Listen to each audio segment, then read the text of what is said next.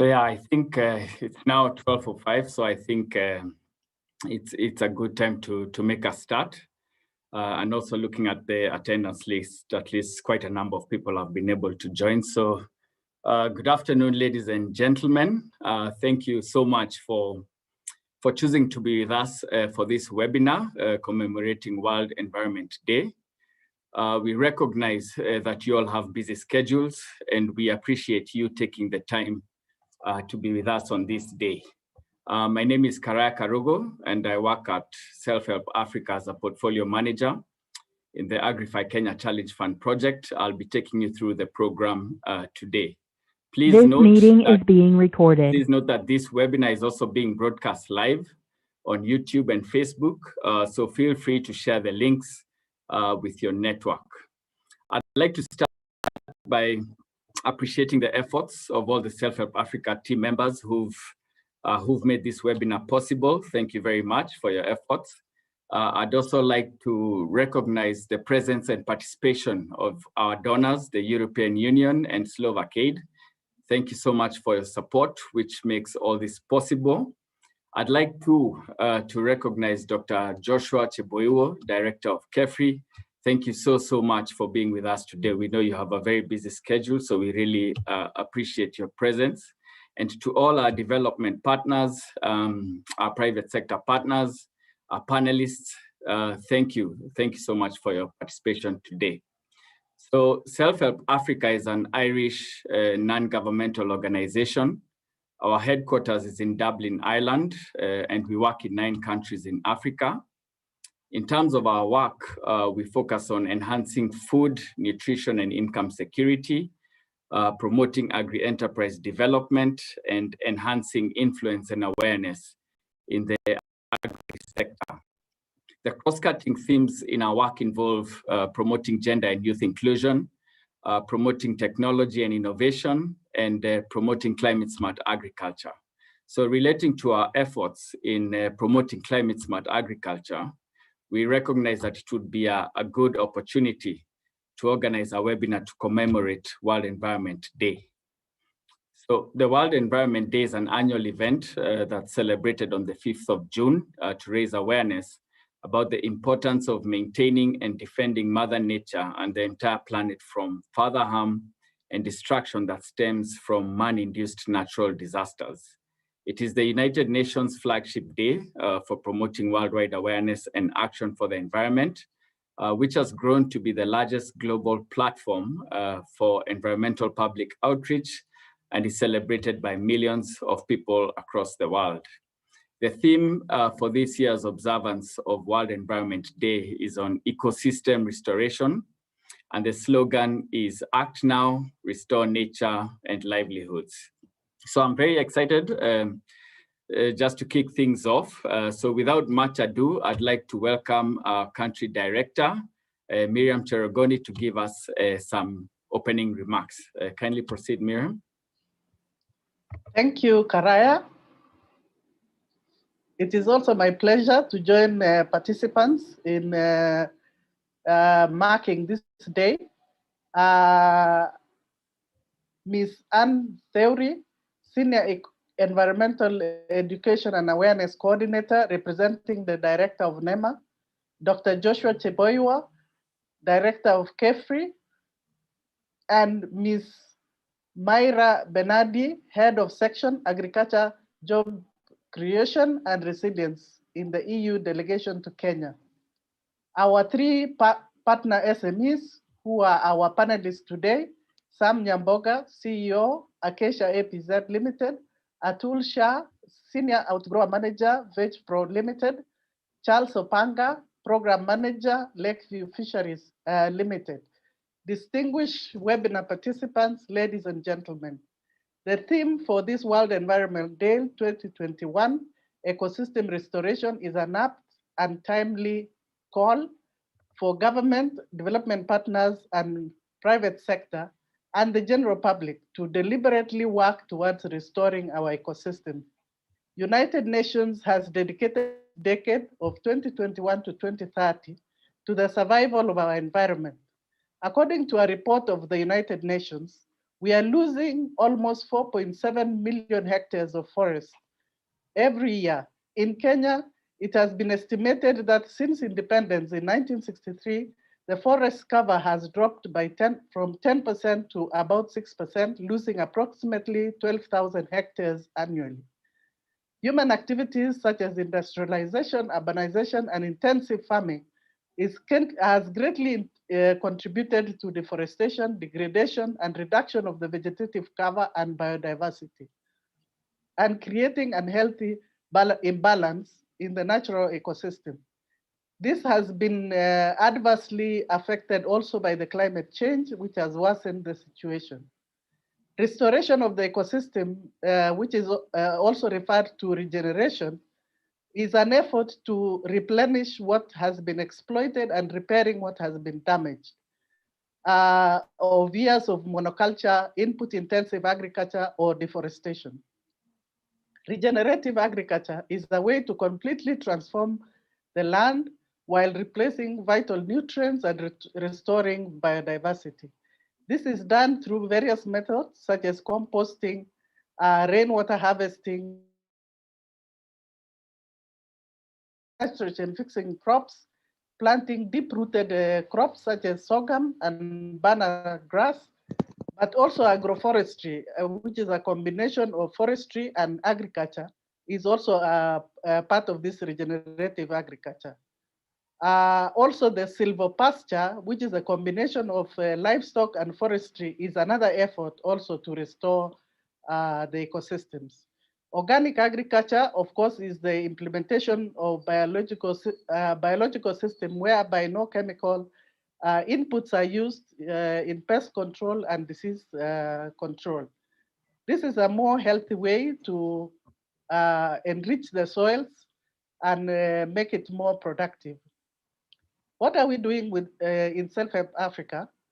We are funded by the European Union, the Irish Embassy, and Slovak Aid and other development partners to strategically promote climate smart agriculture and livestock husbandry practices in all our programs, and above all to promote tree cover through reforestation and rehabilitation of degraded lands, soil conservation, as well as soil nutrient recycling through composting, as well as reduce environmental pollution.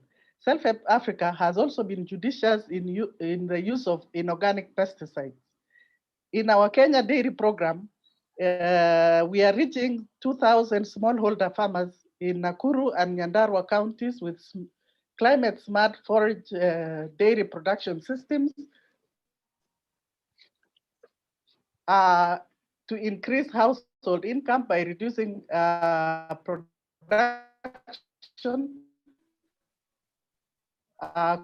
costs and also to conserve the environment.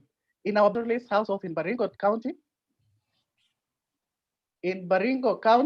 through increased productivity and drought-tolerant crops, pastures, and fodder. These have made it possible through the climate smart practices that harvest and judiciously utilize rainwater, harvest, conserve soil moisture, and prevent degradation. The project seeks to restore degraded crop and pasture lands through reforestation and reseeding of pasture.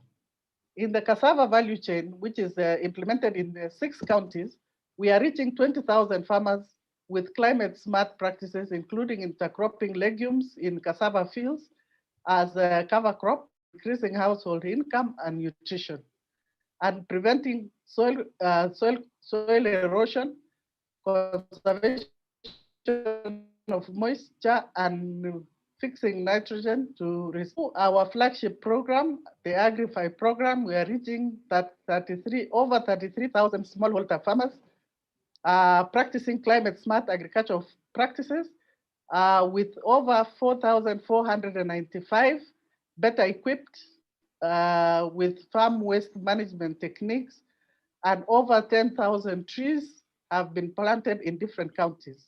The webinar provides SelfHelp Africa an opportunity to showcase our work, especially through the AgriFI project, and freely discuss which which practical, efficient, and sustainable ways we can restore our ecosystem, both now and for posterity. On the 5th of June, SelfHelp Africa will be supporting 2 Environmental Day activities at Chemosusu, Baringo, as well as Garissa counties. I warmly welcome the webinar participants, including all the panelists, small and medium enterprise partners in our AgriFI program, Carefree, NEMA, and all others in attendance. I wish you fruitful deliberations. Thank you very much, Miriam, and thank you for welcoming us. I'd now like to invite Myra Bernardi from the European Union to give us a few remarks.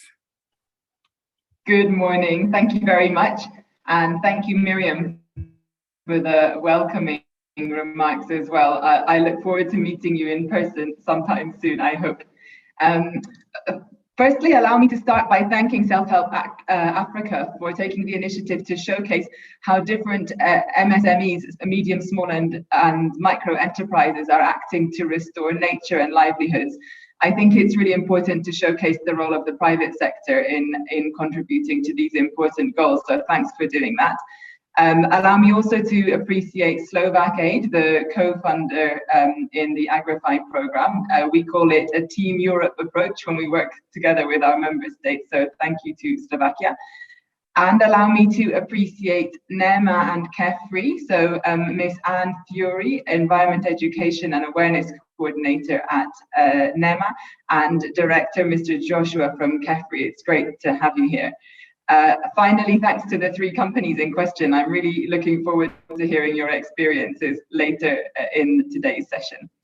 So allow me just to give a very few words about why we think this session is important, and also about what the EU is doing more broadly. First, to give some context, over the years, unsustainable businesses have often deforested and degraded ecosystems, which actually has a negative effect for themselves because it limits the ability of the ecosystems to produce ecosystem services, decrease greenhouse gases, and it leads to global warming. So this compromises the business's opportunities for tomorrow. Therefore, to save and create tomorrow's businesses, we require urgent, bold, and targeted steps at different levels and by different societies to restore and regulate the interactions between humanity and ecosystems. We think we must innovate to balance what we remove from nature with what we put back in.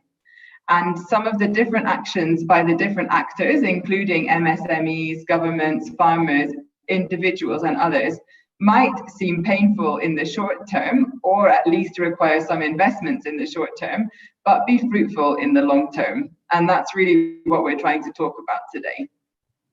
Consider, for example, the EU's Green Deal proposal to become a carbon neutral region by 2050.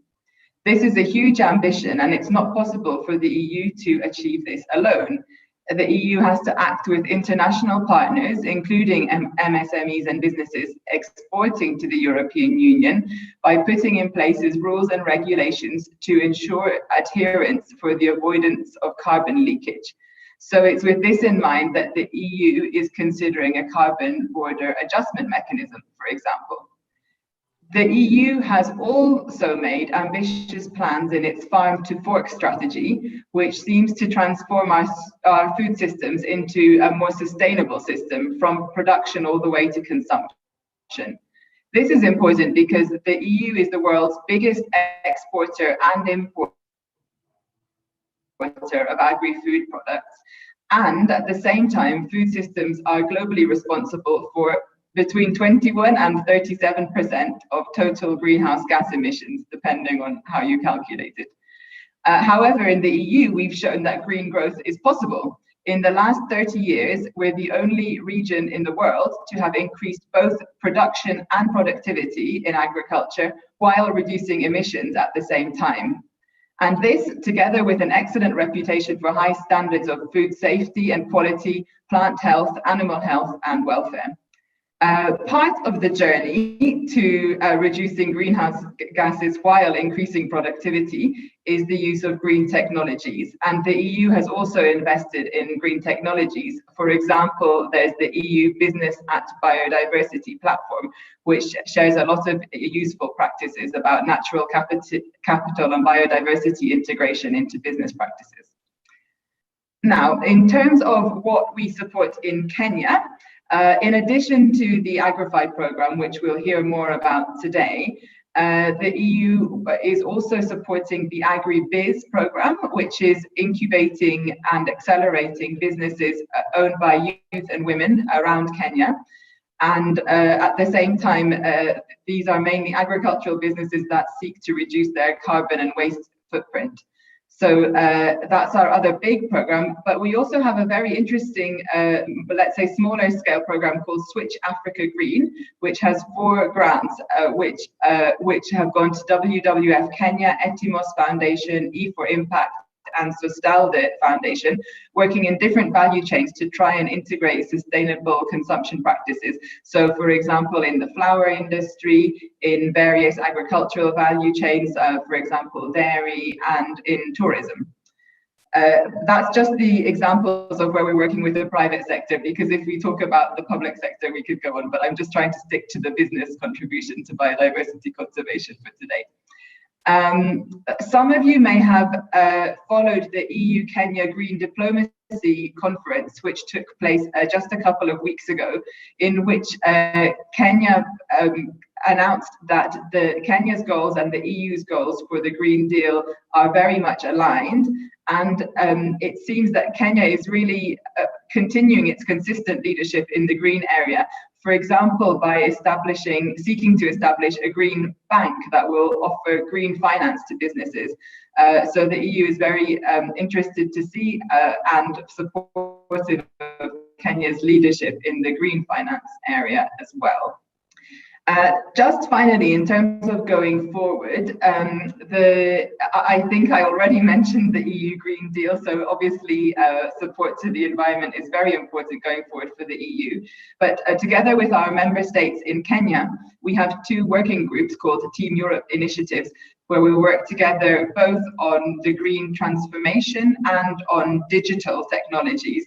And I think these combined can really contribute to what we're talking about today, the use of technology in order to scale up green transition and resilience while leaving no one behind. We look forward to our continued collaboration. I really look forward to hearing what everyone has to say today, and thank you again for inviting us. Asante.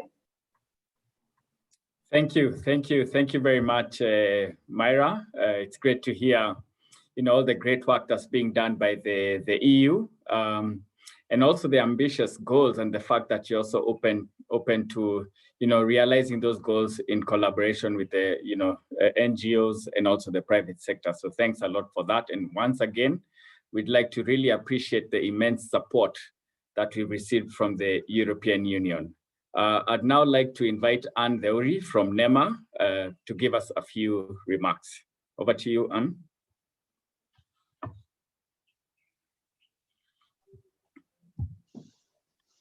Good afternoon, everyone. I want to say, first of all, that I really appreciate this opportunity given to NEMA to come and talk a few things about the environment, because that is our business here at NEMA. On this webinar, I want to appreciate SelfHelp Africa for even organizing this webinar. Information dissemination is one of our core business at NEMA, and we take every opportunity that we are given to make sure that we disseminate information, because when you disseminate information, then you empower communities. I want to really thank you for giving us this opportunity. This year, the World Environment Day, as has been mentioned by Miriam and also our able moderator, is on ecosystem restoration. And as NEMA and the country, the National Organizing Steering Committee, we also came up with a slogan that says, act now, restore nature and livelihoods, because we appreciate that restoration of ecosystems is also empowering communities who solely depend on these natural resources, and therefore their livelihoods are going to be improved. So as NEMA, we take cognizance of the fact that Kenya is a rich biodiversity country. You can tell from all the ecosystems that we have in the country, from the marine, in the coast, to the arid areas, to the highlands, and the forest and the inland waters. So we are doing all we can to make sure that concerted efforts bear fruits. So we are saying that this restoration decade that is being launched during the World Environment Day in Pakistan on the 5th of June is actually a continuation, not a beginning, because a lot of work has gone into restoring.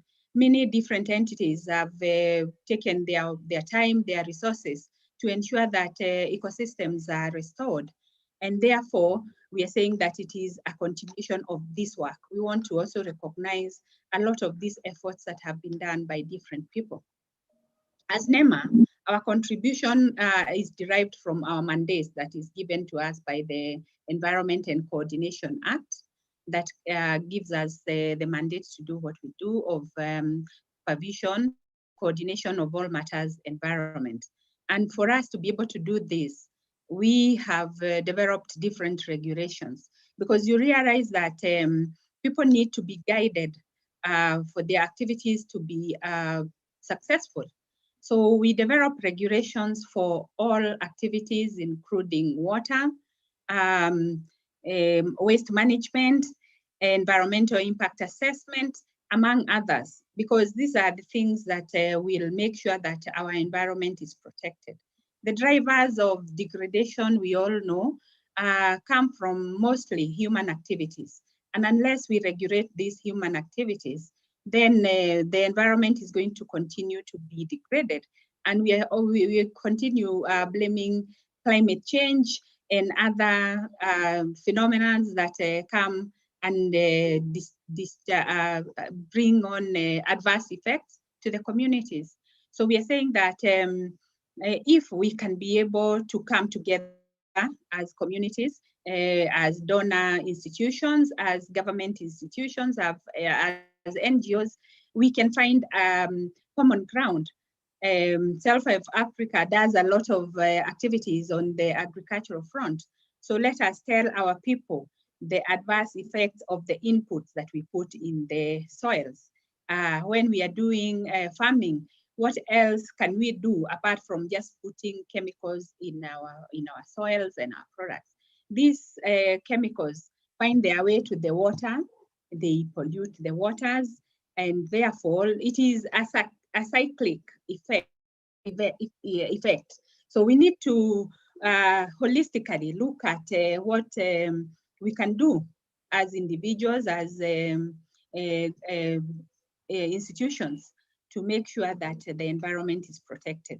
So the restoration cannot be said to be one thing. We restore the forests by reforestation, and this is one of our ministry's main objective. We want to bring our country's forest cover to the world standards earlier than was envisioned. And we want it to be done by 2022. It was supposed to be done by 2030. But we are saying there's no reason why we cannot be able to do it by next year. Concerted efforts will have to be done. And I know that we are doing a lot of that.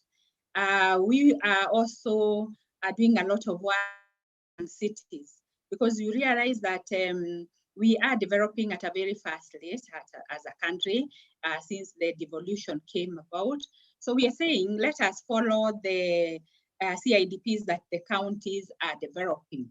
And let us also follow the regulations and the laws set aside by different ministries. If it is forestry, they are saying that leave 10% of any land to trees, so that the green spaces in the cities and in the farms and everywhere else will help us reach our goals faster.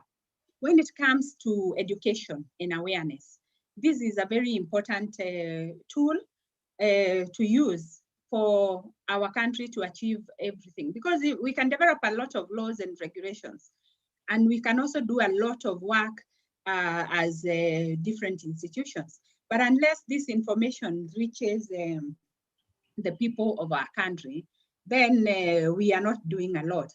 So in NEMA, we have a whole department on environmental education and awareness, and we use these forums to educate the public.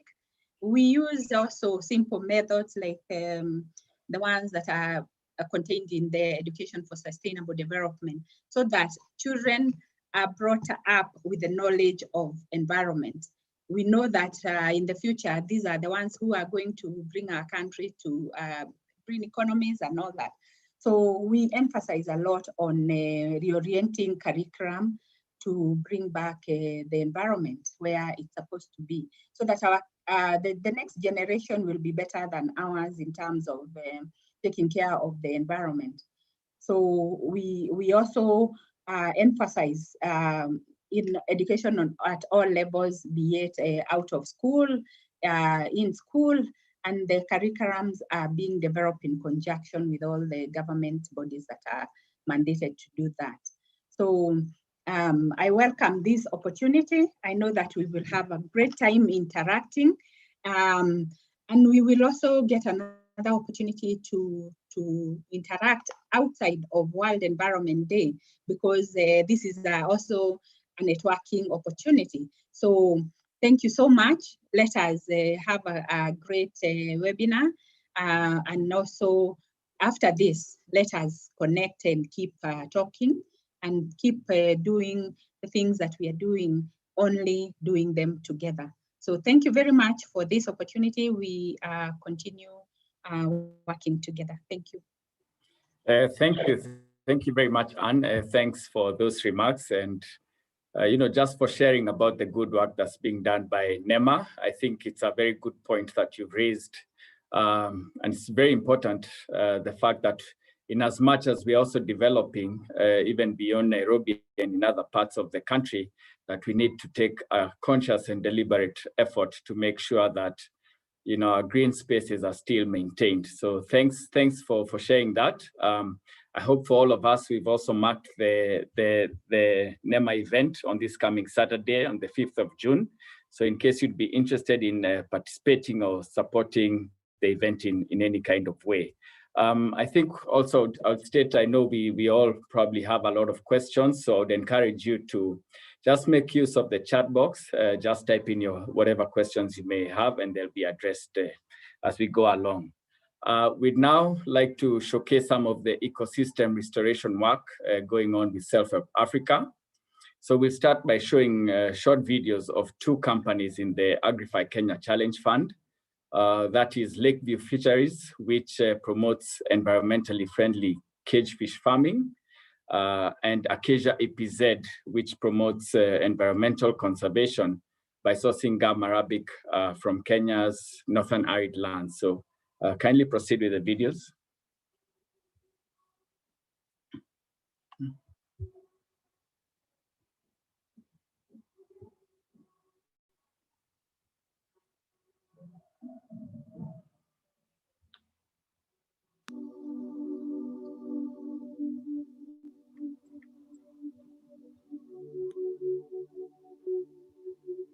Lakeview Fisheries Limited is one of the leading tilapia farms in Kenya. We have an indoor hatchery. We have a on-farm system where we rear fingerlings, and we have cages in Lake Victoria where we produce now the fresh fish for sale. What we've done is that we've crossbred several strains. We've got strains from outside the country. We've got strains from the lake here itself, and we've crossbred them to come up with a superior breed that grows faster and is more resistant to the diseases and climatic conditions. And it's according to us, it's more superior. In 2020, AgriFi co-funded Lakeview Fisheries Limited to expand its activities. So we have an outreach program where we are working with 600 fish farmers in Homa Bay, Migori, and Siaya counties. We are doing capacity building to them. We are enhancing technologies. We have also a program where we want to buy back their fish through the support of the fund. Through support from AgriFi, we are setting up aggregation centers or cold stores where we want to make sure that the fish that comes from the farmers don't go to spoil. And again, through the activities we are doing, we want to enhance certification by making sure that farmers acquire their NEMA licenses to work in the lake. Through the funding, and this is Mfangano, is a bit marginalized. So the communities around here are benefiting from the activities that we are doing.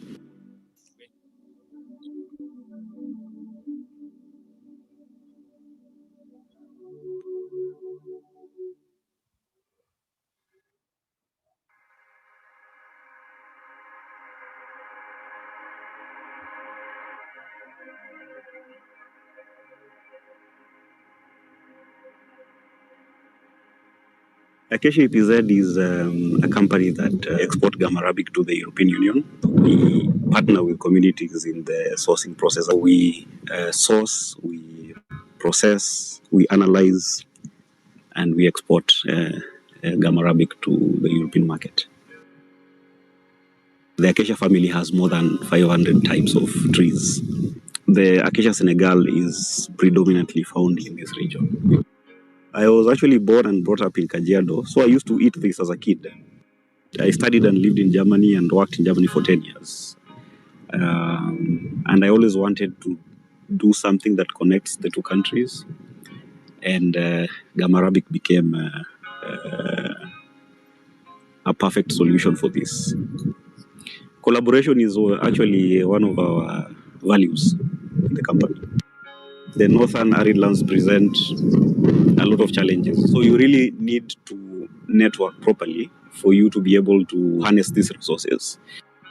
We are partnering with AgriFi to establish these collection points.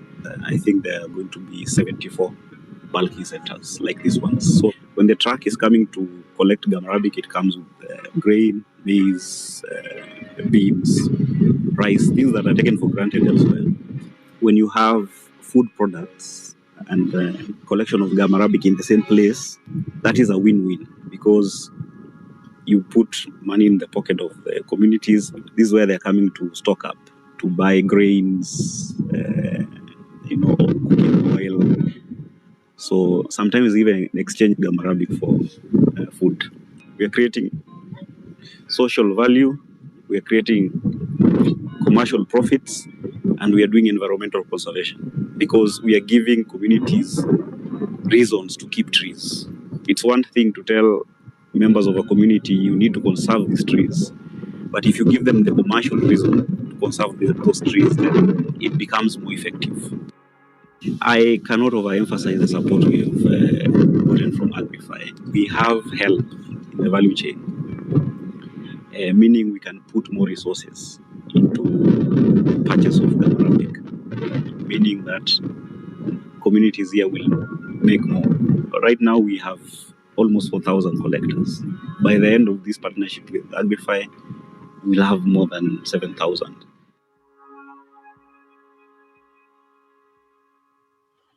So, so we've gotten to see some of the work that's going on as part of the AgriFi project, and we'll get to hear more from the company representatives during the panel discussion. For now, I'd like to invite Julius Rono, the project manager of the Baringo Resilience Initiative project at SelfHelp Africa, to talk a bit about the restoration work being done in the project. Julius, kindly proceed.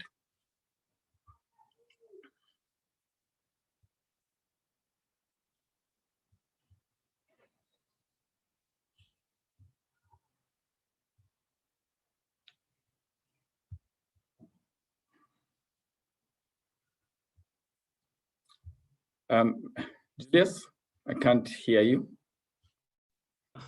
Yeah, let me. I think there was a little problem with audio, but thank you, Karugu, for this time. I will share my screen.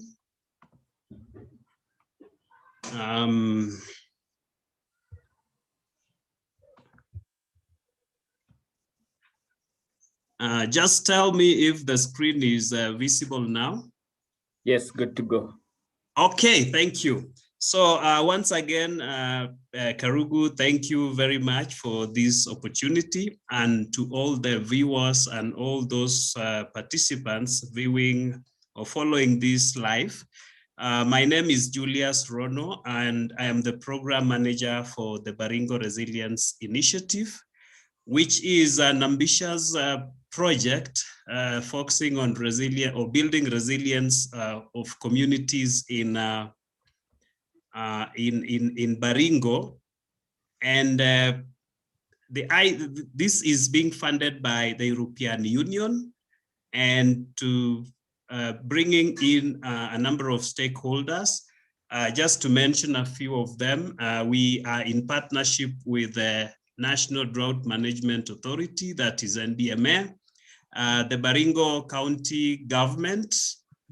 We have Sustainable Agriculture Information Initiative, which is a local NGO, and Farming Systems Kenya, which is also a local NGO. So I will begin talking about Baringo. As many of you may know, this is largely a dryland. So I'll talk about the dryland ecosystems just to be in tune with the theme of this year's World Environment Day. And over time, many of us, we think, or many people think, that drylands are wastelands, but that is contrary. The UN, for example, looks at the drylands and describes it as having huge potential for both economically and environmental value. In essence, the truth of the matter is that 65% of all land in arid and semi-arid areas is prone to degradation. What we don't know, what many people don't know actually, is that this degradation contributes to loss of GDP in terms of productivity loss because of poor production of crops. Therefore, to just go ahead a little bit and expound on the impact of degradation, looking at these drylands, and for this purpose, I'm focusing on Baringo, you will find that combined with climate change, there is rampant or frequent emergencies coming up in the recent years. We have seen devastating droughts. We have seen serious flooding. And even in the most recent episode, we've seen locust invasion, focusing actually around the drylands. So in looking at this, the degradation further, or these emergencies further, affect livelihoods of people and communities who are already vulnerable of low productivity in these areas. So you will find that there is a lot of loss in terms of biodiversity. There is a lot of loss in terms of productive assets. During droughts, you've seen live photos of livestock deaths in the drier parts, the northern frontier of Kenya, which further complicates the status of communities, bringing in extreme poverty, insecurity, and even malnutrition. So responding to the call for action, the decade of action, 2021-2030, and also the ending drought emergency framework, or the common program framework on ending drought emergencies, of the government of Kenya, we as SelfHelp Africa, with the support from the European Union and working closely with other partners, designed a project to build resilience of communities in Baringo. And this is what we are calling the Baringo Resilience Initiative. And in Baringo, therefore, we work in 4 sub-counties, which are largely the ASOL or the dry areas of Baringo. And we are targeting to work with 10,000 households. These households are pastoralists and agro-pastoralists. And we are also working with 1,500 children, school children, and 2,500 mothers.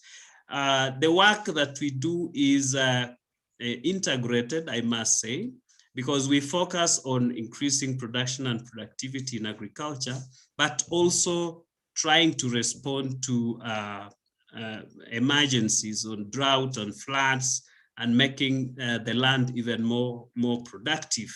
So in totality, this program, we seek to increase production and productivity of pastoral communities. We also working towards increasing land use management practices or improving, and also focusing on nutrition and reduction in stunting, but also working towards creating markets, markets for produce in order to increase cash and food income. And in the totality of this, like I said, is an integrated approach. We are building sort of nutrition focused, resilient agriculture. And we, in the end of the program, in 48 months or 4 years, we hope to reach 60,000 beneficiaries in total. So what are we doing exactly when it comes to restoration? I'll just pull out what the key aspects of restoration that we are promoting in Baringo. And as SelfHelp Africa, we are using the functional landscape approach. And we have 7 key interventions to work towards restoration. One of these is climate smart agriculture. And this focuses to increase production and productivity of the land that most of the time we think is not productive. Number 2, we seek to rehabilitate water sources and more so the water catchment areas, so that we are able to regenerate the water catchments and ensure that there is water for livestock and crops, and also for household use. Number 3, we are working on building capacities of communities to improve on rainwater harvesting and micro irrigation structures at household level. And number 4, we are focusing on increasing soil and water conservation management at the farm level as a way of also increasing production and productivity. Number 5, we are working closely with community committees, what we are calling community disaster risk reduction committees, to plan with communities on how to respond to drought and coping mechanisms. So we have community structures that actually work towards ensuring that the communities are better prepared.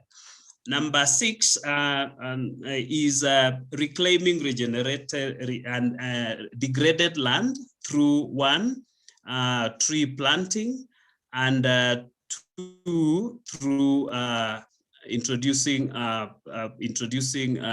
pasture seeds in degraded land.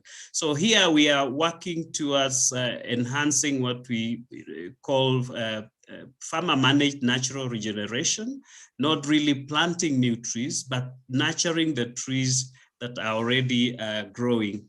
And yes, and the last approach is working on utilizing and management of Prosopis juliflora. As you may know, Prosopis is an invasive species that is taking much of grazing and productive land. So we are taking steps to ensure that there is proper management and utilization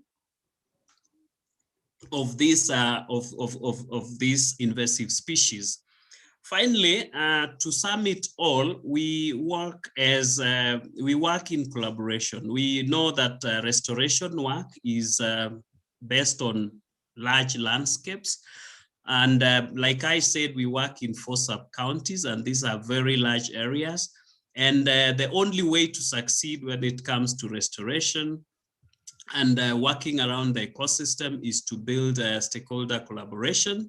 So we have a sort of tripartite collaboration. We work with community platforms, we work with the development partners, we work with the county government, and the focus is to enhance community governance structures on building resilience, but also focus on working towards improving policies and plans that focus towards building resilience and also food security. I must mention that when you talk about resilience in the dry lands, then definitely you cannot afford to not to talk about restoration. It mirrors one another. Those two things mirror each other. So restoration and resilience go hand in hand. So towards the commemoration of World Environment Day, we have planned to plant 10,000 trees this coming Saturday in Baringo at the Chomosusu catchment area. And all those who are around this place are welcome to join us. Thank you very much. Thank you. Thank you very much for that wonderful presentation, Julius. It's great to see the impressive work that's going on in Baringo and the impact that it has in improving livelihoods. It's actually quite alarming to see the negative impact of degradation, and we applaud the restorative efforts being made in the project through the functional landscape approach, which I find particularly interesting. So thanks so much for that. We are now moving to the panel discussion session, which I'm sure we're all excited about, myself included. The session will be moderated by Calvin Okungu, who is the program coordinator for agriculture and natural resource management at SelfHelp Africa. We'll have a short question and answer session after the discussion. So once again, I encourage you to make use of the chat box just to send through whatever questions you may have for the panelists, and then they'll be answered during the Q&A session. So for now, I'll hand it over to Calvin to introduce us to the panelists and get the discussion going. Over to you, Calvin.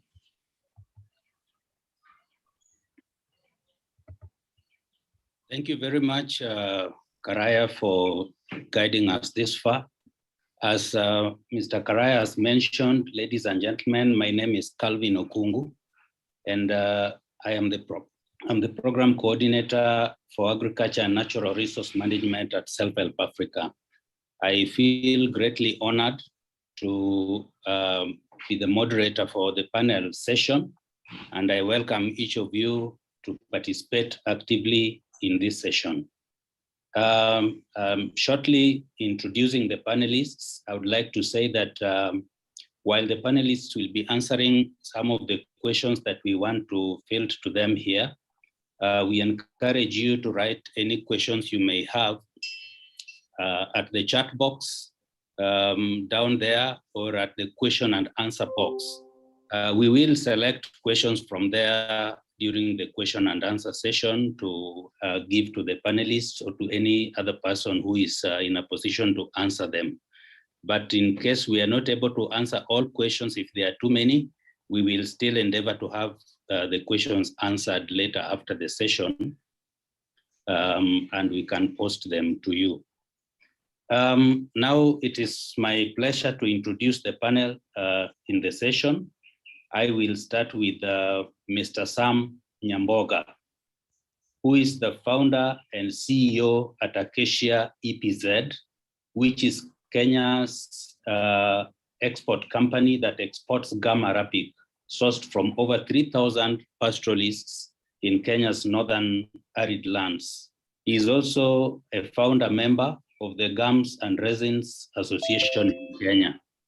Welcome, Sam Nyamboga.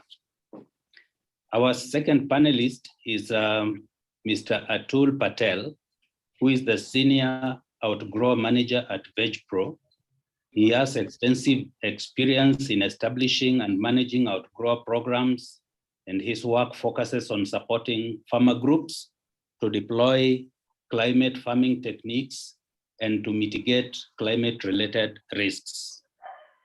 Welcome, Mr. Patel.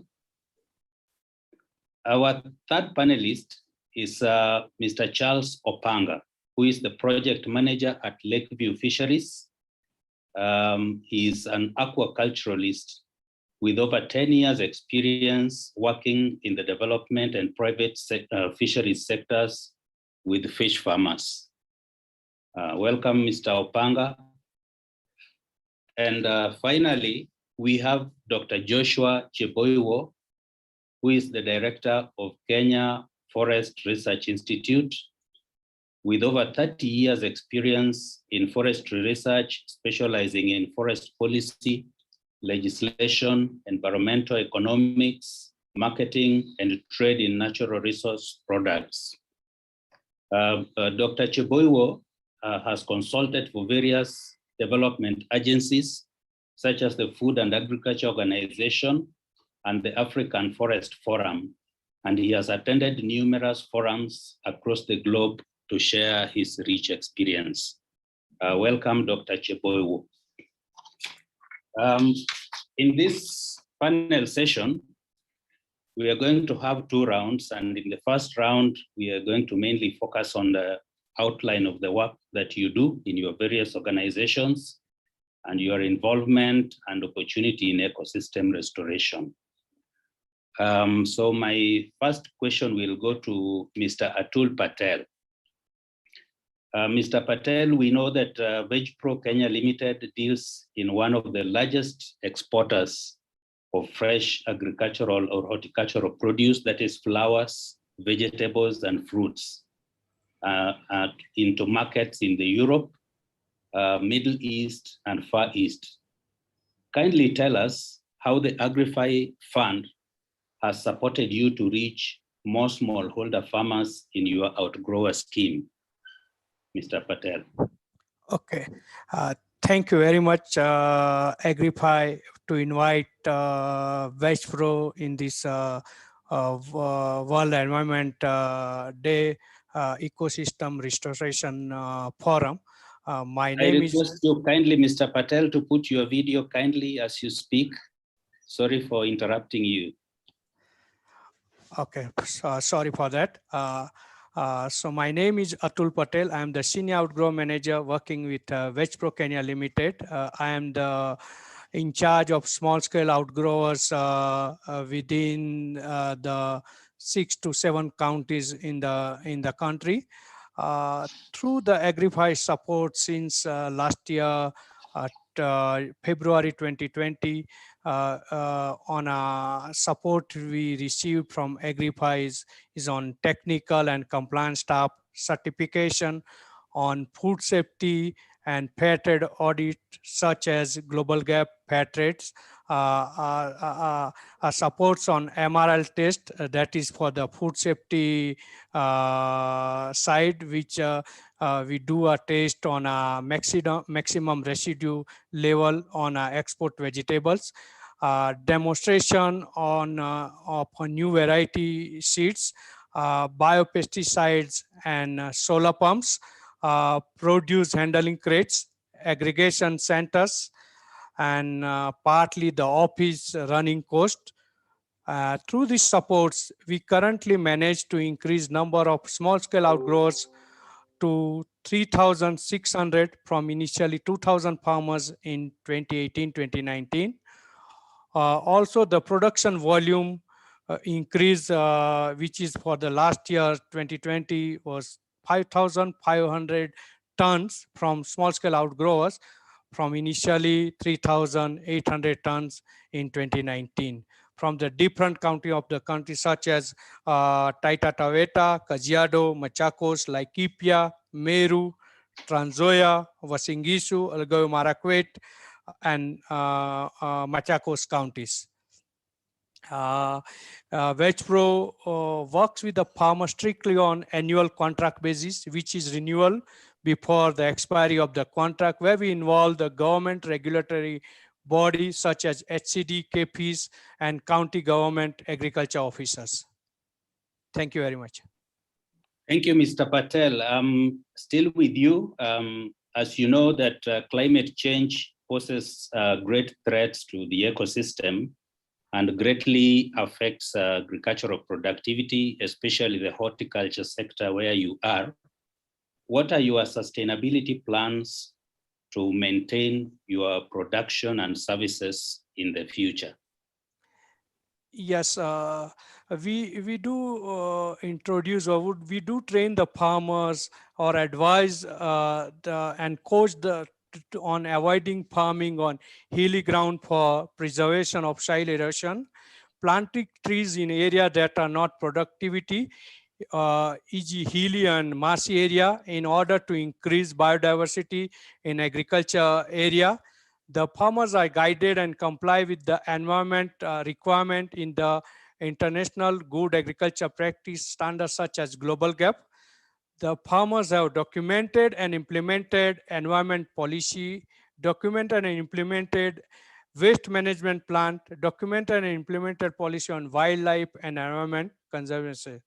In line with this international standard, VegPro only use the approved plant protection product for control of pest and disease.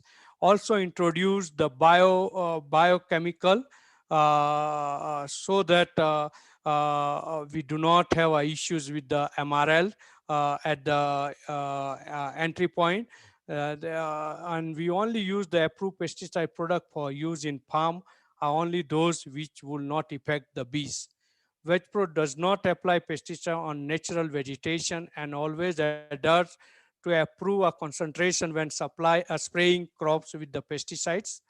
The company also have a plant which generate green energy from biodigester, which is utilized the green waste management waste from farm. The company is also in a process of installing a solar panel for generation of electric power for use in our factories. We also introduce through this AgriFi supports solar pumps, demos to the small scale outgrowers, which will reduce to use the fuels by using the fuel water pumps. Thank you very much, Mr. Patel. It's nice to learn from you that you're very concerned about biodiversity, protection of environment, and use of clean energy. I'll leave you for a while. You have something else to add? I think the biodigester project we have, it's called a BioGL, is the one of the largest project in East Africa or maybe even in Africa, which we recently installed 2 to 3 years ago, which is in Nevada, which we partly use in our farms, and the excess electricity we sell to the government through grids. Thank you very much. I'm sure that will generate a lot of interest. I'll come back to you later on. I'll want to move to Mr. Charles Opanga of Lakeview Fisheries. Charles, you can kindly put your video on. We know that Lakeview Fisheries works in a unique and competitive value chain, that is cage fish farming. We have seen in the video part of what you do, and I'm sure this has generated a lot of interest in the participants. Kindly elaborate to us how your work with the fisher folk is important in maintaining and protecting the freshwater ecosystem. Mr. Opanga. Yeah, thank you, the organizers, for this webinar. the panelists, my fellow panelists, the keynote speakers, and the participants for having us get this opportunity to participate here. My name is Charles Opanga. I'm the project manager for Lakeview Fisheries. We are managing a program co-funded by SelfHelp Africa. Going back to the question, from our operations, basically we operate according to globally accepted environmental management practices.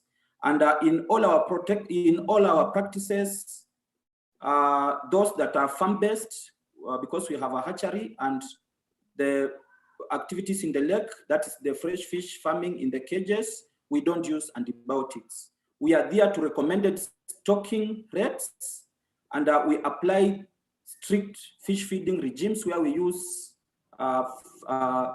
floating pellets that are easily available for the fish. In our program,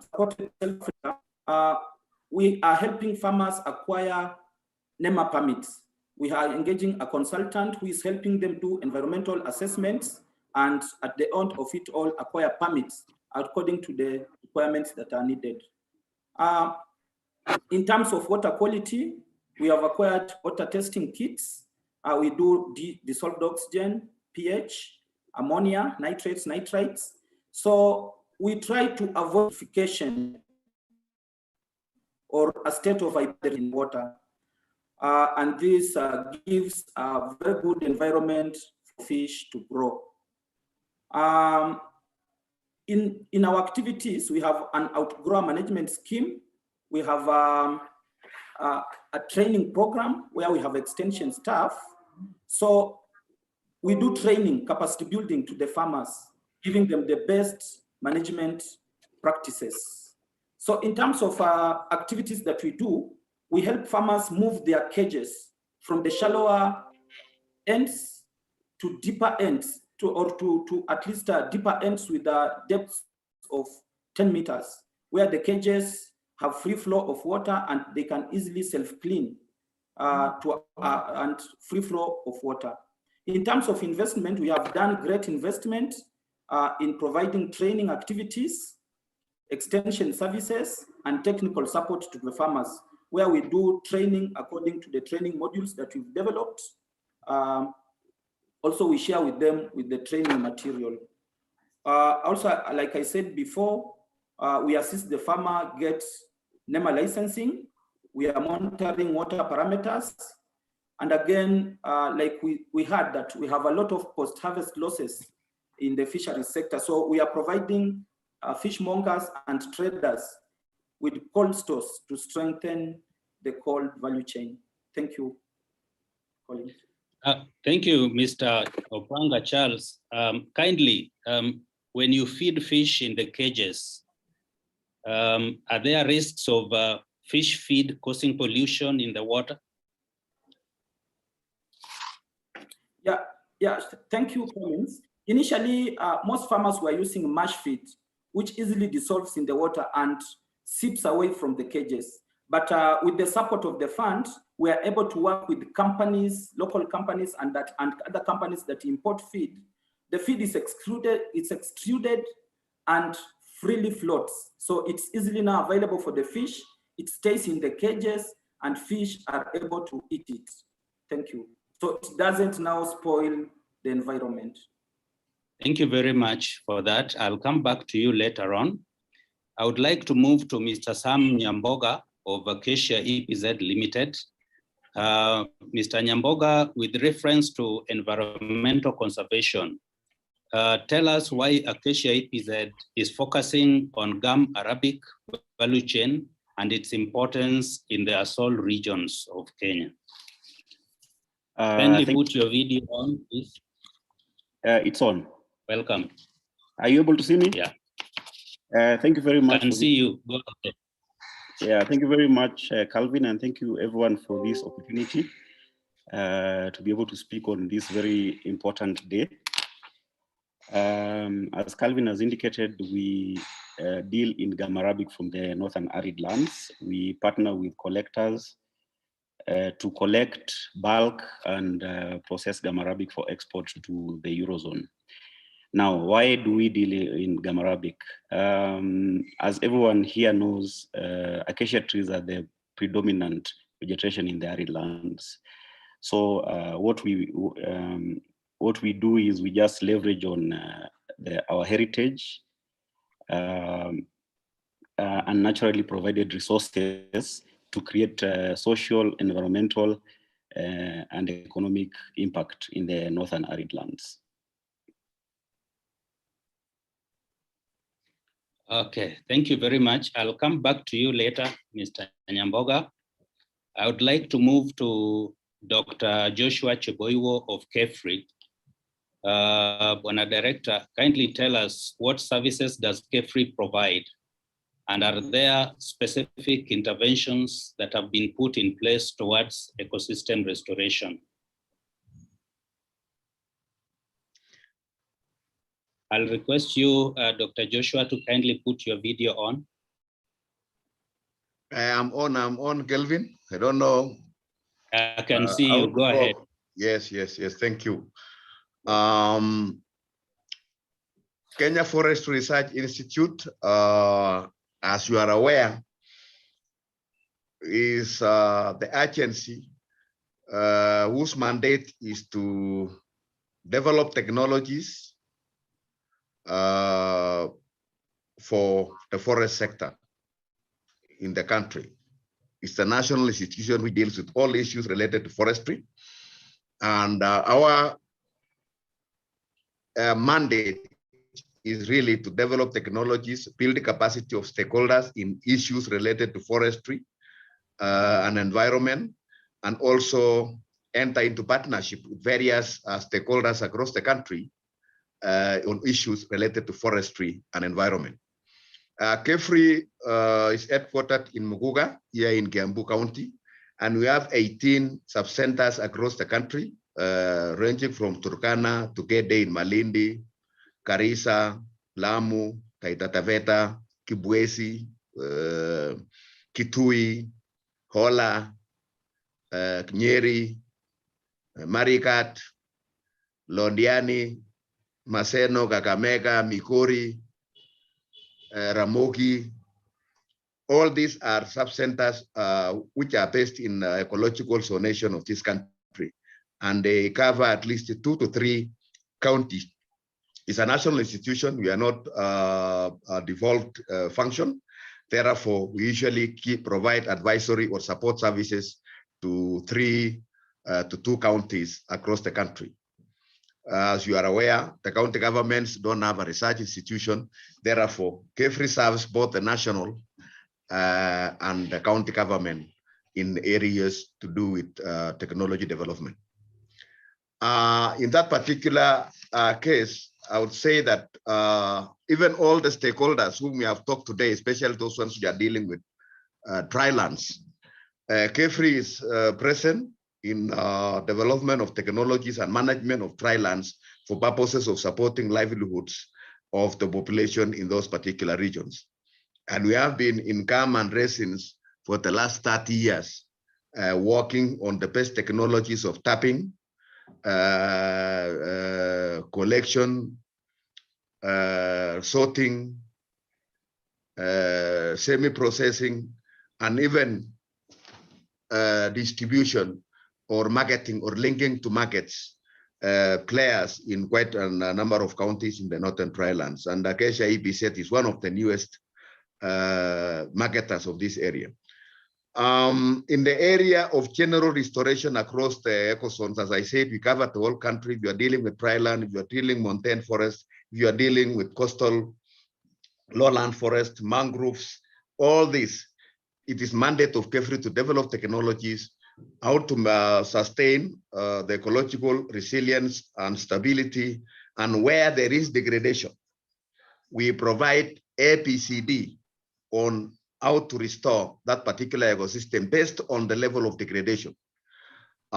In this level of degradation, I would say that the cost of restoration, according to KEFRI, or the 5 or something findings on restoration processes in this country, is that restoration of a degraded land is very expensive affair. You better prevent it than really restoring it, because it's very, very costly. And we have done the costs of restoring a degraded forest ecosystems. And it is highly correlated with the seed bank's balance in the soils. If the seed bank is full, we prefer the cheapest restoration process, which is natural restoration. You remove the drivers, and then the ecosystem will be able to recover itself. To the expensive of human intervention, where you have to plan. That is the most expensive.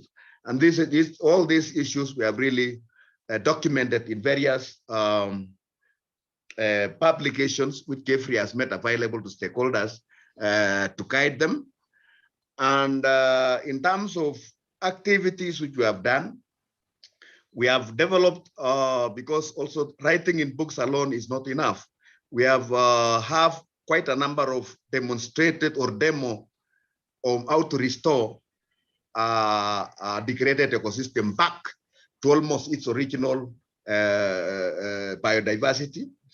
And we have some in Muguga here. We have almost 25 hectares which we recovered from a eucalyptus plantation to a very, very stable multi-species plot for purposes of capacity building. Maragoli Hills, we have 7 hectares which for the last 11 years, and we have done, and we have fully recovered. South Nandi, also within the same. Cherangani, Mount Yelgon, these are the mountain areas and the lake basin where we have demonstration in which we have really told people or how to, or we have used the guidelines to really recover the demonstration, and we use it for purposes of capacity building or restoration of various ecosystems. We have also done total economic valuation of various ecosystems, Mau Mau, Cherangani, Mount Yelgon. Why?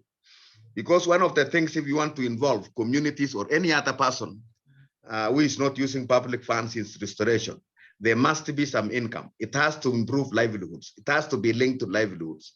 So in essence, what we are doing in total economic valuation is to really create awareness of the importance of ecosystem services and goods which might not be marketable, and as well, we can contribute to global processes and therefore justifying funding through global processes. But those which can make economic sense, communities, community forest associations, we look at models in which they can derive some income and livelihood from ecosystem services like extraction of water, byproducts which come from forest plantations, ecotourism in areas where it has been zoned for that purposes. Those are areas in which GEFRI provide advice to various agencies, mostly KFS, on where communities can benefit without really destroying the environment. There are issues of invasive species, which we strictly will provide information, which are the invasive species in the country, which can alter the ecosystem balance from native to non-native areas. That's our also work we do. And outside natural forest, farms, plantations, we are the real institution which breed or introduce any species you will want to use in this country. That's our responsibility. And we breed them for productivity so that we can have more output from smaller area of land to serve certain objective purposes. If it is for industrial, if it is for domestic use, if it is for environmental conservation, all this is the responsibility of GEFRI. And also, we have done some trials. As I said, ours is more technology. We have tried technologies which are more efficient in really restoration. Recently, we tried aerial seeding in montane forests, and we are looking potential also in the drylands, because aerial seeding does well given certain conditions, which we look at those areas which are potential, and we are developing booklets and ABCD of doing this business. Seed pole, seed pullet are some of the technologies we are trying into a basket of stakeholders to pick from when they are doing or when they are attempting to do some work of restoration across the country, across the ecological zones. Greening of cities and urban areas and populated areas are some of the issues which every look which species fits well in urban area landscapes. How do you manage them?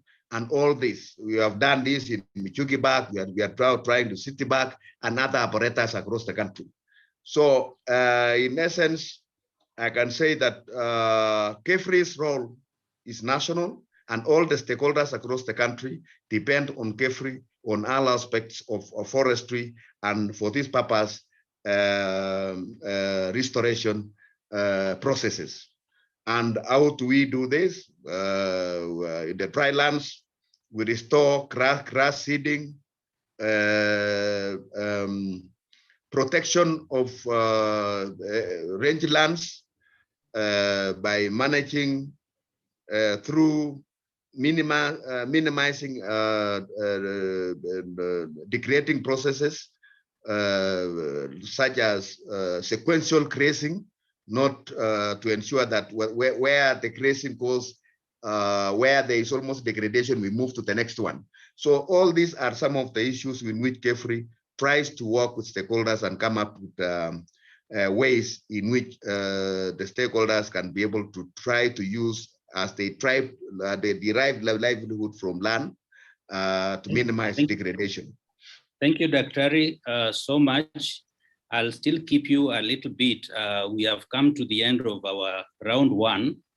And as we move to round two of our panel session, which is about stakeholder collaboration and partnerships, I'm going to start with you again, Dr. Cheboiwo. As you know that to run a sustainable economy, we have to create reasonable room for the private sector to thrive. And SMEs in Kenya play a key role in running the economy. How is KEFRI and other government initiatives supporting and collaborating with SMEs towards conserving the ecosystem? Thank you, Gelfin.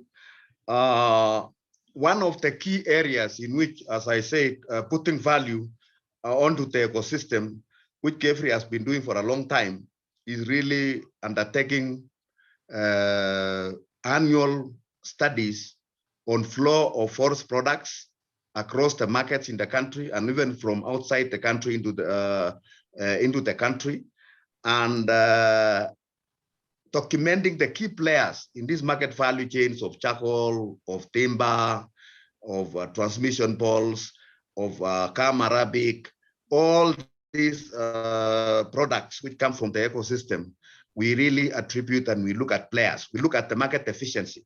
Who gets what in this particular market value chain? And how do we influence the market value chain to ensure that the producer, who is the sustainer of the chain, really benefits better? And if you see the value chains are dominated by private sector.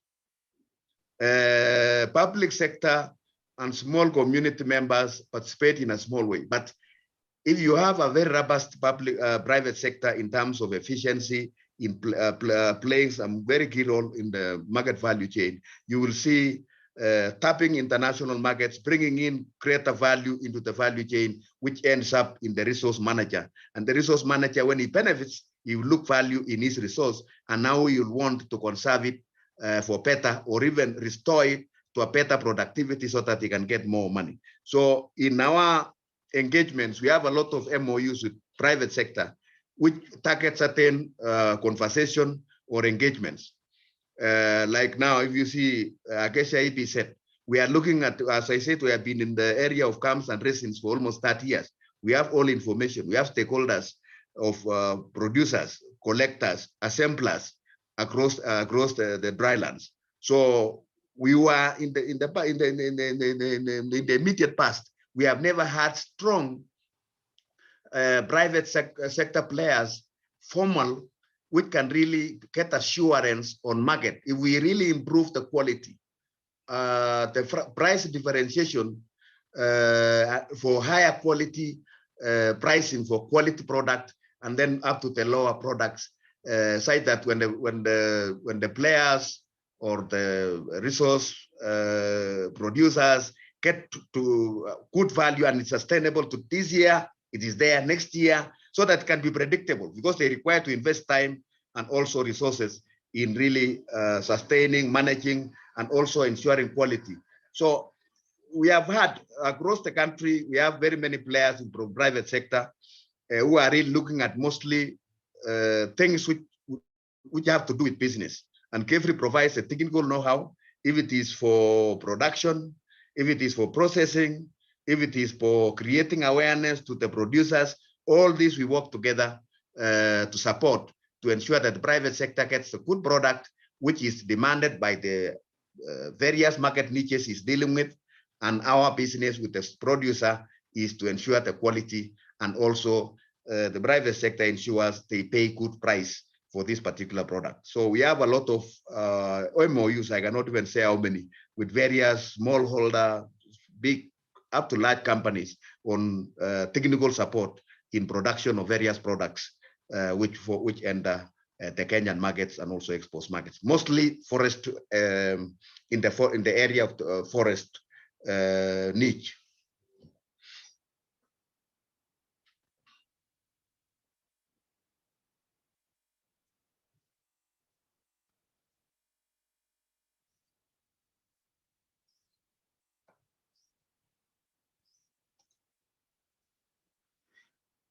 I think, Elfin, you are muted.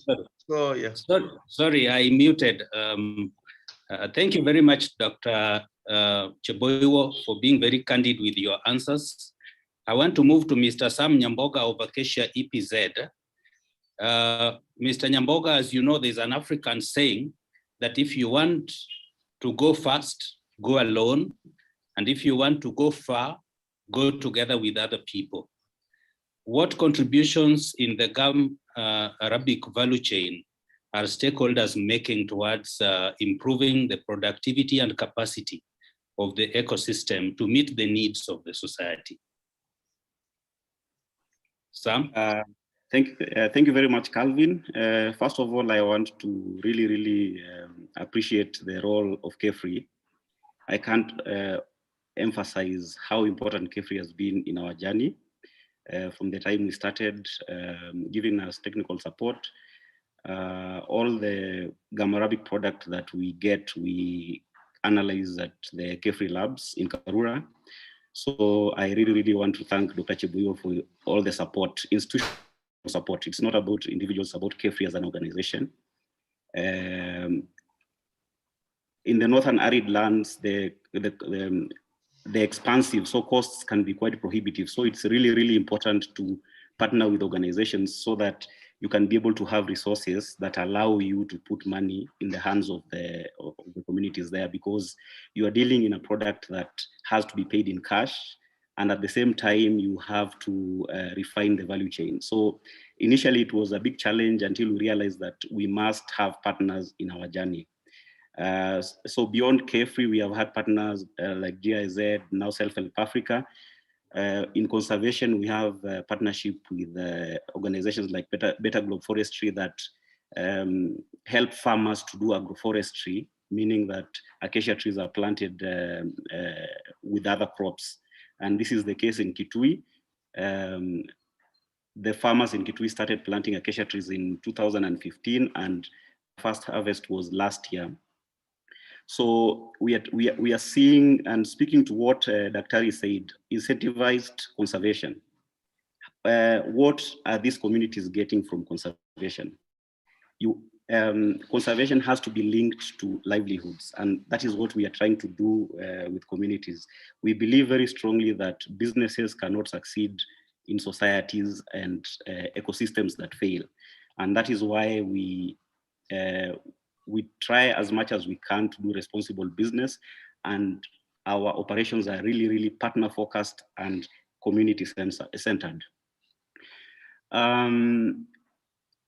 Natural regeneration of acacia trees in the northern arid lands happen by virtue of the fact that we are giving the collectors the reason to keep these trees.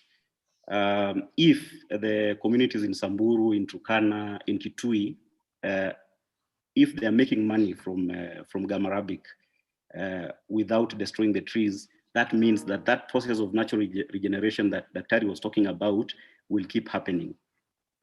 Beyond the food grade gum arabic that we export, now we are getting into briquette making because we have a lot of second grade gum that is out in the field. And in this process, it's very interesting what the Baringo project, what Rotich was talking about, the Madenge plant, Prosopis juliflora. We want to be able to use that particular plant as carbon with gum arabic as a binding agent to make briquettes. So that means that that process of natural regeneration of forests continues.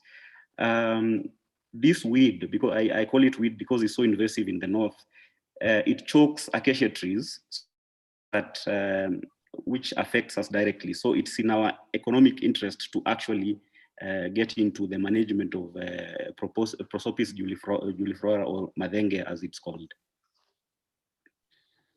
Okay, thank you very much, Mr. Sam Nyamboga for that. I will now move to Mr. Charles Opanga.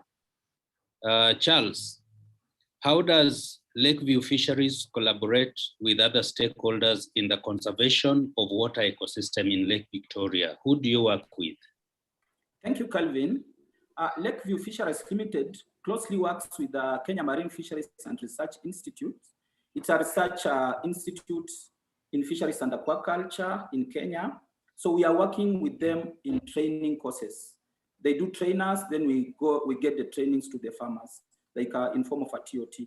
Because they are well placed to get the current information and again to give us the great instincts that you are supposed to do in terms of aquaculture. Again, we are working with our grower farmers, closely around 800 farmers.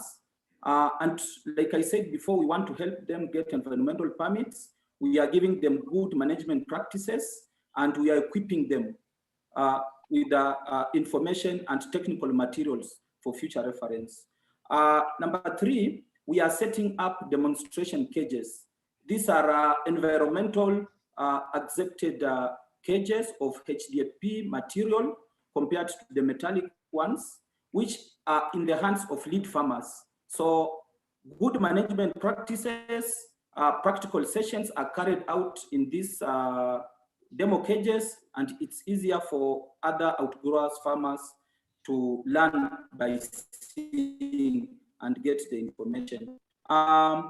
Again, in terms of collaboration, we are setting up storage facilities at farmer groups locations. These are centers with high volumes of production where the farmers would get the fish to there. Then traders can easily access, the smaller fishmongers and regional fish traders can easily access the fresh fish and also get the preservation methods in the value chain. Also for this storage, we are doing guarantee for the farmers to markets, and again we are guaranteeing the markets that there is fish. They can come and at least access what we have there. Also in the course of our activities with the outgrower management system and the extension team, we are working closer with the beach management units. These are the smaller units at the landing sites that are controlling activities in the respective jurisdiction. So we are closely working with them to reach out to the respective farmers within their jurisdiction, and again to pass information that is required for preservation of the preservation activities at the lake. Thank you. Thanks, Charles. That's a very rich combination of partnerships. Thank you so much. I want to come back to Mr. Patel. Mr. Patel, we know that you are in the business of horticulture, and there's a lot of competition, even as you also struggle to maintain profitability. Let me ask you, as a business, what are you doing and planning to do to maintain your profit level and competitiveness while still contributing to environmental conservation and restoration? Thank you very much. we ensure that farming does not take place in riparian lands or water catchment area to restore the conservation. We ensure smallholder farmers continue implementing agroforestry farming as they do their commercial farming.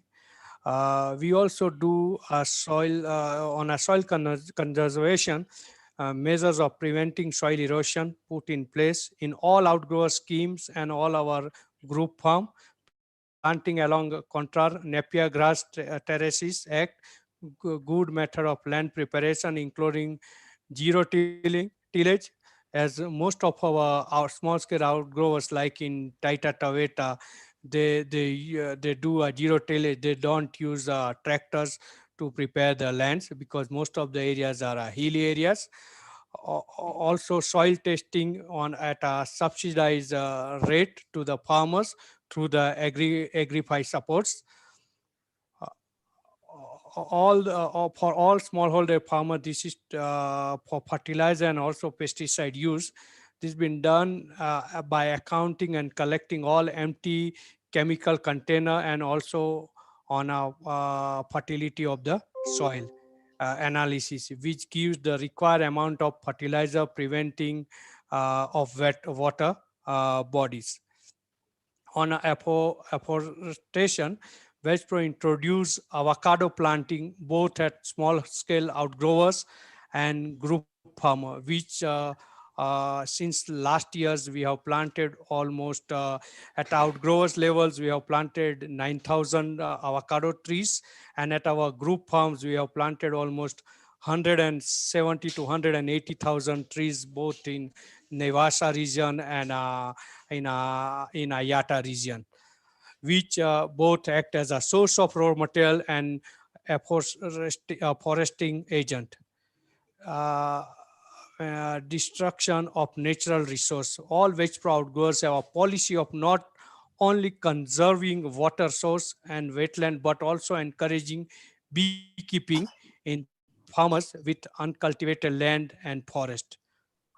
WestPro does not deal with genetic modified organism in its farming operation and engagement with small scales outgrowers.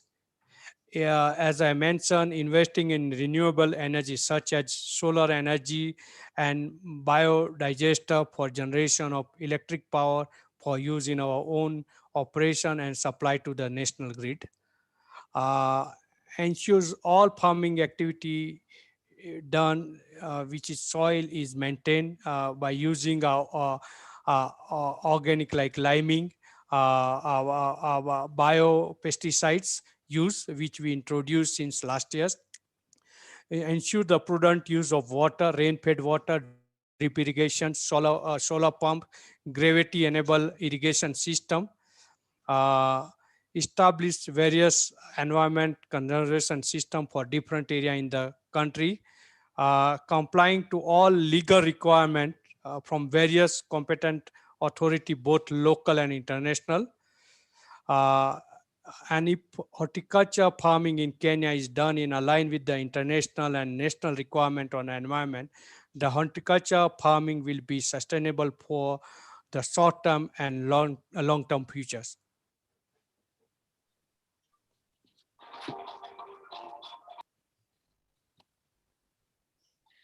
Okay, thank you, Mr. Patel.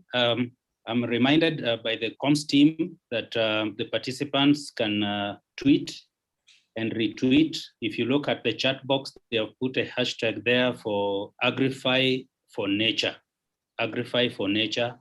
So kindly do tweet and retweet as we move on. Mr. Patel, thank you so much for being elaborate with that. I would like to ask Dr. Joshua Cheboiwo, since KEFRI's main work is on restoration, how far is KEFRI doing towards restoration of indigenous lands and forests? Dr. Cheboiwo. Thank you, Kelvin. As you have said, yes. KEFRI is the main agency which provides all information related to restoration of degraded lands across the country, across the landscapes, dry land, montane, mangroves, even farmlands, which have intervention measure related to trees. We can tell you which trees to grow where, what formations to grow for purposes of windbreaks, and also soil and water control. So we are not, we must differentiate between Kenya Forest Service, which is our client in terms of technology, who do management purposes. But KEFRI main mandate is to develop ideas, novel ideas on management of forestry. So that's our clear focus. The country, we are placing the country at global level in terms of which technologies are available to do with business in the area of forestry. So in the area of restoration, we undertake research, develop guidelines or manuals which guide practitioners, may they be farmers, KFS, CPOs, and even individuals on how to go about. If you see this particular paper, rehabilitation of degraded natural forests in Kenya, a guide to managers and stakeholders. This gives you A, B, Z, depending on the level of degradation of that particular landscape. If it is to go for natural, if it is to go for partial intervention or full planting, this one will be able to guide you. In the moist forest, we have also developed a guideline in which it gives, we undertake a quick survey, we shall be able to see how much seed bank is available in that particular degraded area. We can tell you if you remove in the drivers, this particular landscape will restore itself. And then these are the one we are having grade 1 or level 1 to level 4 of degradation, and the intervention measures are well elaborated here. In the dry lands, for you to make money, we will tell you if you remove prosopis or if you want to restore degraded lands, you look at what interventions which you can have. This one is for Kakuma refugee camp, which is an example of how we provide guidelines, output of research to inform stakeholders how to go about. So our responsibility as KEFRI, as I said, is one-stop shop for technologies which are available in this country or available anywhere else in the world. It's the responsibility of KEFRI to bring it on board, test it, pilot it, and then be able to share with Kenyans to implement. That is our key responsibility, to ensure that in the area of restoration, is there any cap which this country require? And is it available? If it's available, we document, we build capacity for the stakeholders to undertake. If it's not there, where is it? Is it in China? It's our responsibility to bring it, pilot it, test it, and make it available to our stakeholders all the time, so that our stakeholders, irrespective of investment areas, are at par globally in terms of technology, availability, accessibility, and affordability. That's a responsibility of KEFRI. And we work with all the stakeholders, because all the stakeholders are the taxpayers of this country, and we don't discriminate. If you are an individual, if you are a CBO, if you are a company who is dealing with issues with forestry, we shall provide you all the information, data, which can guide your decisions on what you want to do in the area of forestry for profit or for conservation. That's what I can say, that if I can say in many words, I can speak the whole day, what KEFRI can do, because we are the one-stop shop in issues related to forestry and environment in this country in terms of technology, data, and information, and also the capacity. You're having almost 32 PhDs you cannot find in a very single institution, and 51 masters who develop technologies for this country. That is what KEFRI is all about. Thank you. Thank you very much, Daktari. I still have one more question for you. We know in this panel you are the most experienced conservationist. Kindly tell us whether there are some laws and regulations you can highlight to us, laws and regulations governing ecosystem restoration, and also if there are any policy changes that you recommend for this country to have our ecosystem restoration be successful and effective. In general terms, as I said, carefree is part and parcel of development of policies and legislation to guide forest sector in this country. So we have quite a number of policies. We have National Forest Policy 2016 draft, but it doesn't matter. We had 2 or 5 drafts, and we have been implementing it without any approvals. We have also Forest Conservation and Management Act 2016, which is very elaborate. It covers, it regulates, or it guides obligations to players from government, counties, to individuals who have access to land. We have also Land Act and Physical Planning Act, which also regulate individuals how to behave with conservatory approaches to their land uses. We have also public-private partnership 2013 policy also at the same, which guides the relationship between public agencies and private sector in areas where public agencies cannot deliver efficiently. We bring on board private sector to do it efficiently and be able to deliver on behalf of the country. We have also Environmental Management and Coordination Act, which is, what can I say, the supreme law on areas of environment.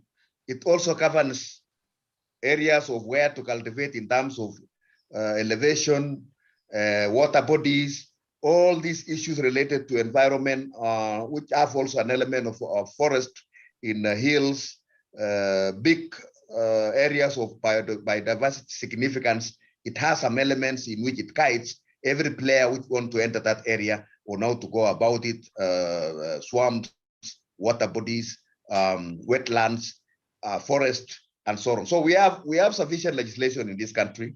We can cover diverse ecological zones. Where we have a problem as a country is implementation.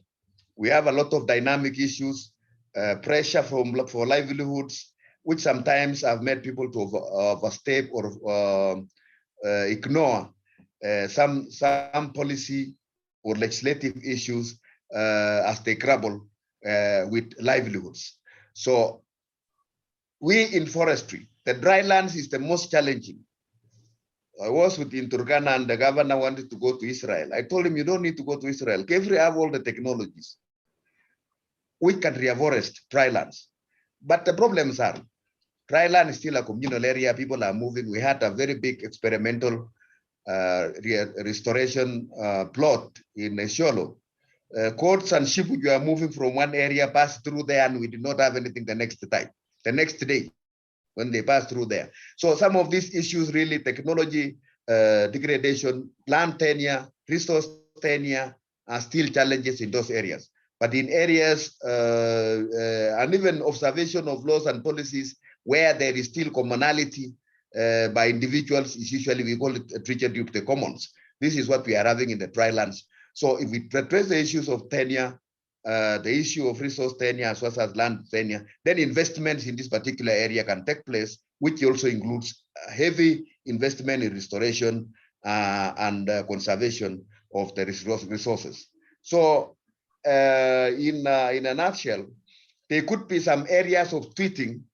Like now we are working on the legislation on management of camps, regulation of camps and resins, which different players can play their role in ensuring that there is, they play their role in ensuring the resource is conserved for posterity and the future production to ensure supply of the camps and resins from these particular trees.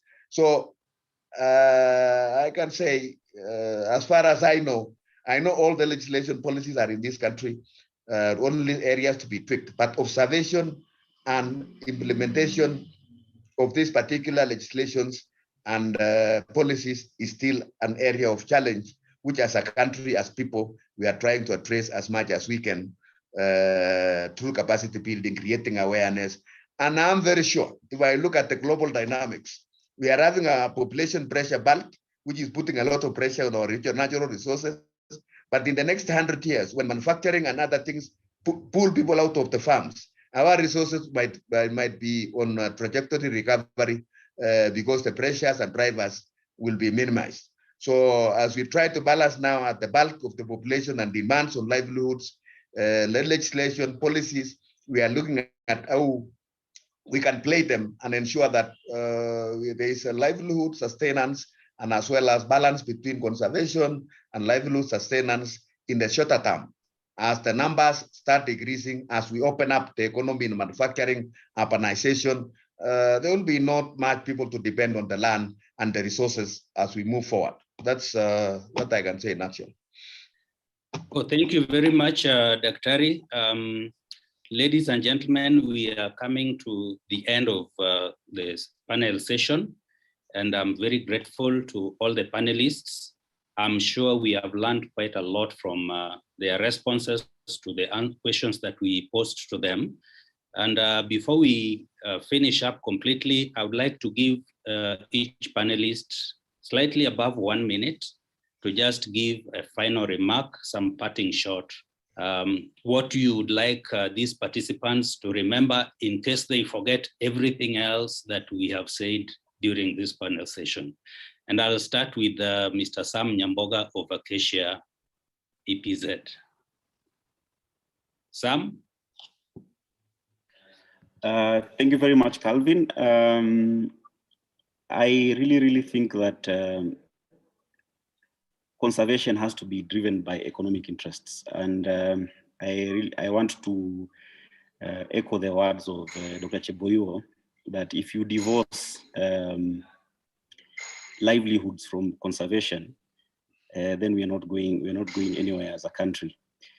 When we talk about conservation policies, are those conservation policies tied to economic empowerment of communities that are encouraged to conserve the environment? What incentives are we providing the communities to conserve that environment, apart from issues of rain and things like that? So I'm very grateful that we have partners that are helping us to do ecosystem restoration in the north through business, which I believe is sustainable. And I think moving forward, it's important to incorporate values of conservation into company operations. I think the best outcome would be that conservation happens as a result of your operations. That is the holy grail of conservation. Like for us, our primary business is collection, processing, and export of gum arabic. But because of that sourcing process of gum arabic, which is a natural product, our activities also result in conservation. And I hope that as we move forward, these kinds of business models can be able to be supported, because we are talking about the impact of thousands of people and thousands of families that depend wholly on these ecosystems. Now, the other thing that I want to touch on a little bit, if you allow me, is the issue of prosopis in the north. I believe, and Daktari can attest to this, I believe this tree can become something of an economic value to the communities around it if it's managed properly. We are talking, the head of the representative of the EU was talking about carbon credits and things like that. If we use the prosopis as fuel, as briquettes, can we sort out two problems in one action? So I believe that is the way we should go. And Acacia EPZ, that is our focus. We believe in partnerships that use business as a way to create social, environmental, and society impacts. Thank you very much.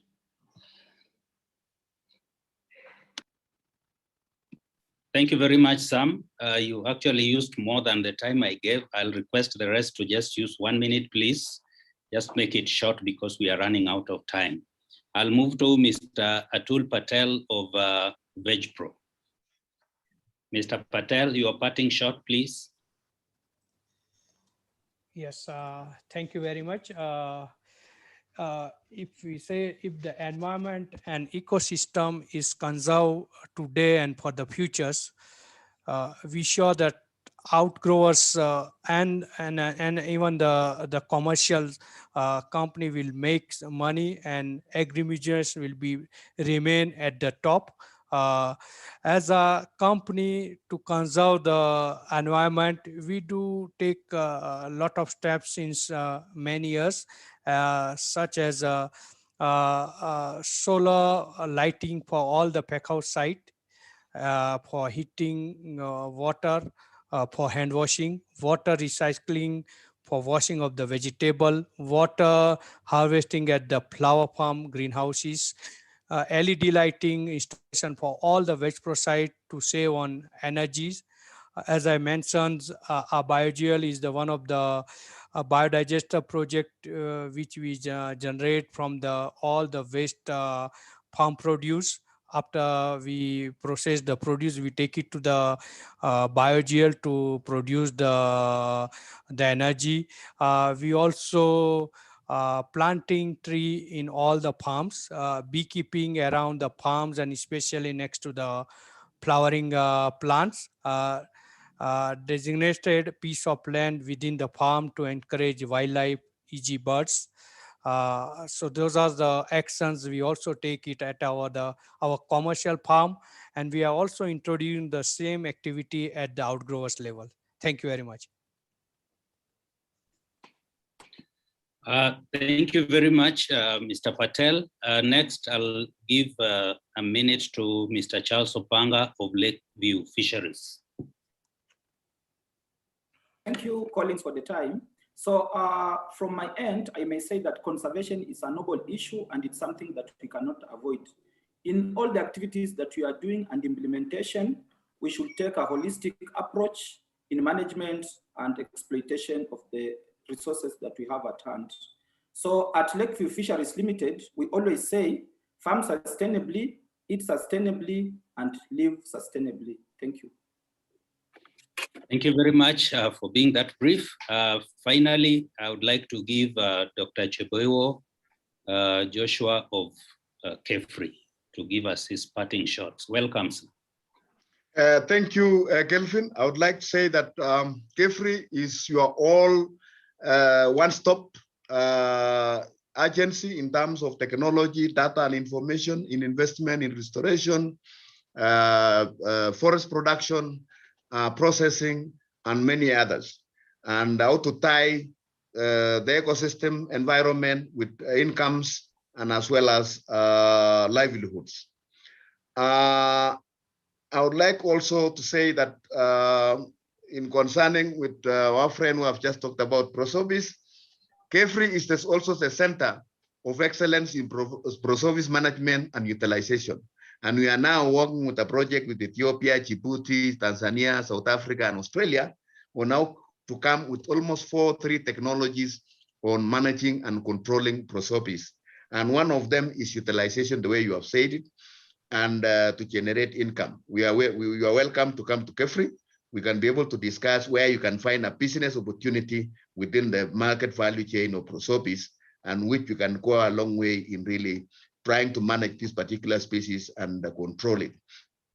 Finally, I would like to say all of you, KEFRI will be holding the first inaugural Forest Investment Forum and Expo from 20th to 23rd September 2021, in which all players in the forest sector can come and really display their experience, their challenges, and also the opportunities and successes in the sector, so that as a country we'll have a baseline as we move forward for the next 50 years.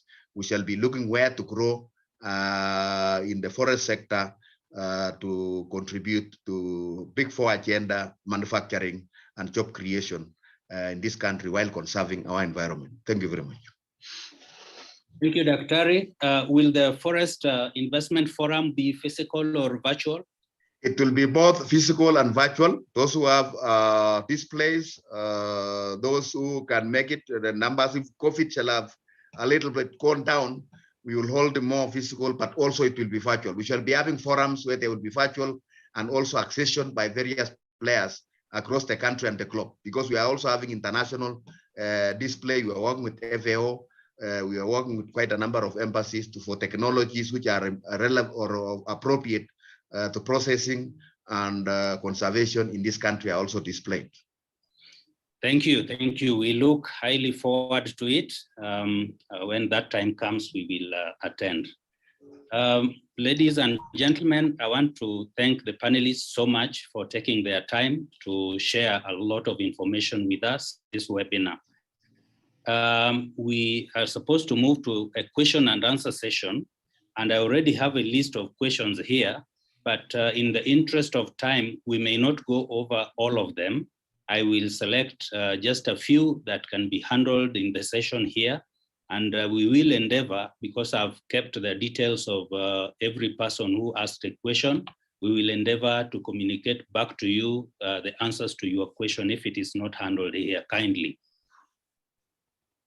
So the first question that I would like to pose here is a question that comes from a gentleman called Jared Mbori.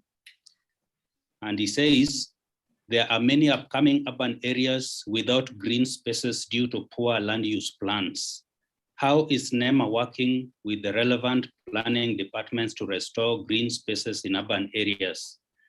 I feel this is a question directed to NEMA, and I don't know if Anne may be in a position to handle that.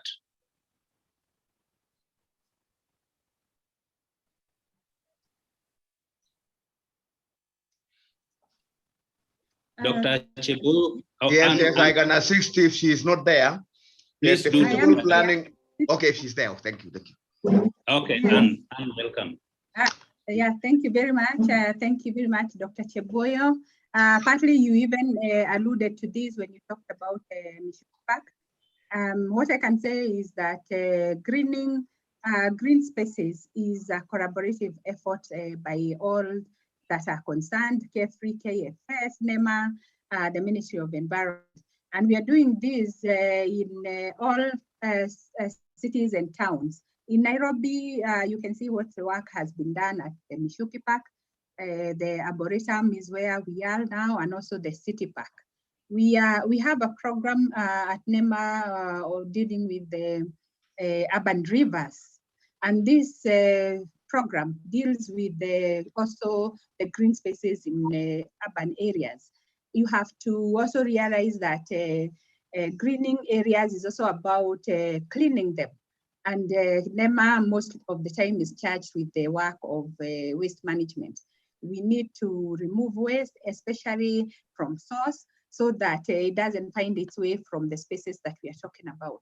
So in addition to the planting of trees and appropriate brushes and grasses, we also do a lot of waste management as guided by IMCA and the waste management regulation. We have green points, several green points in this country where we do demonstration work. And I urge people that we utilize these green points in various counties. NEMA is lucky that it has officers in all 47 counties. So let's not feel like if we are in Wajir or Garissa, we have to come to NEMA headquarters for any assistance. We have 47 county offices which are working, and we work with the county environment committees. These are the ones that assist us doing all this work. Thank you very much. Thank you very much, Anne, for that. My next question comes from a gentleman called Segu Ereso from Ethiopia.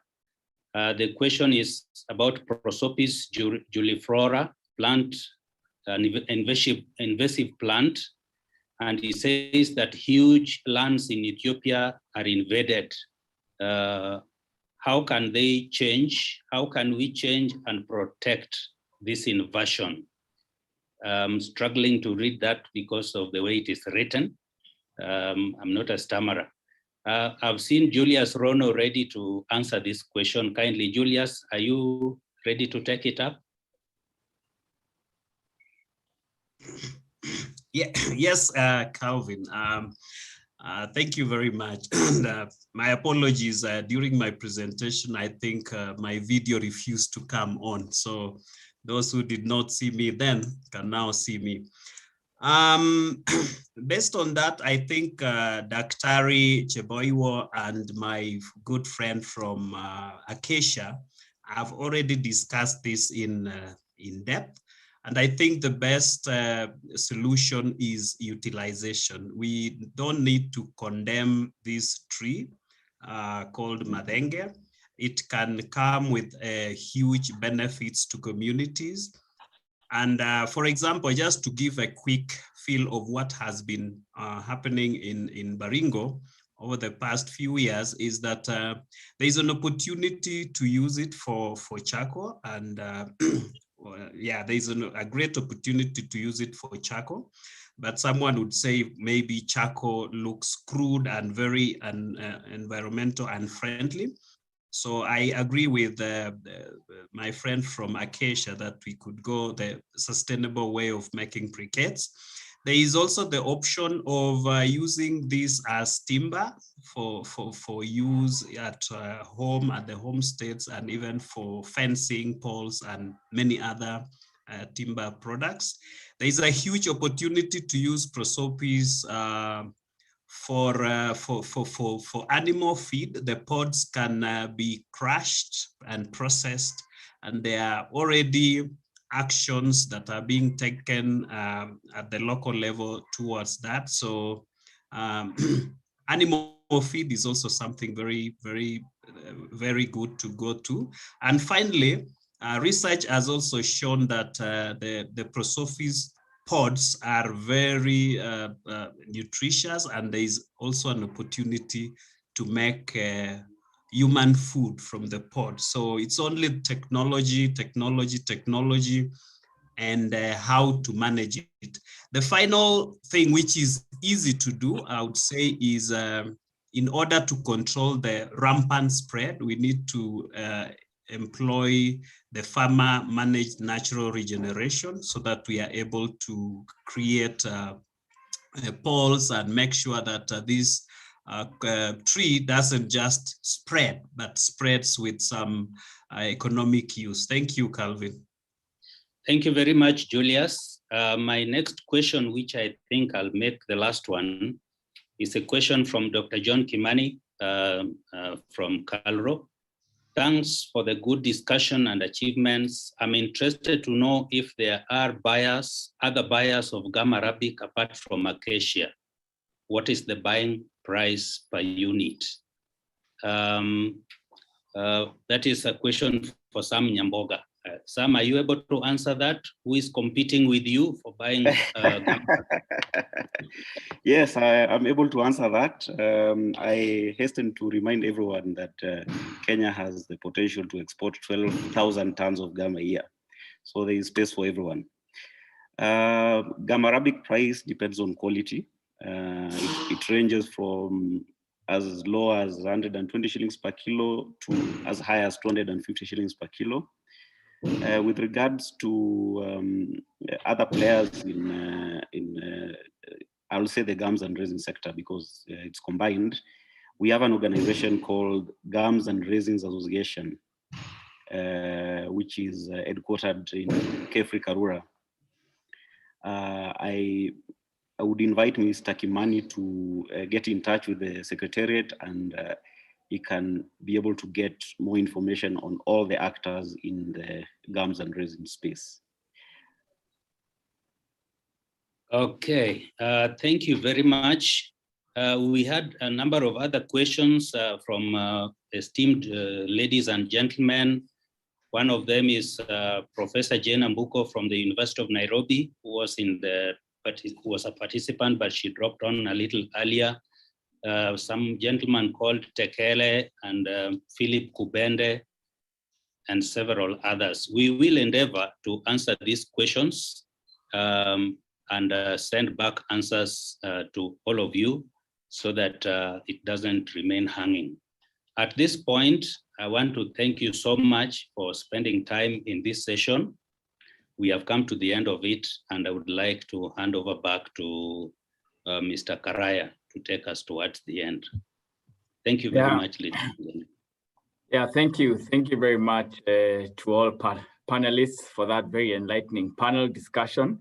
I think I speak for a lot of people when I say that we've all been able to learn much more about the importance of ecosystem restoration and the work being done across the country.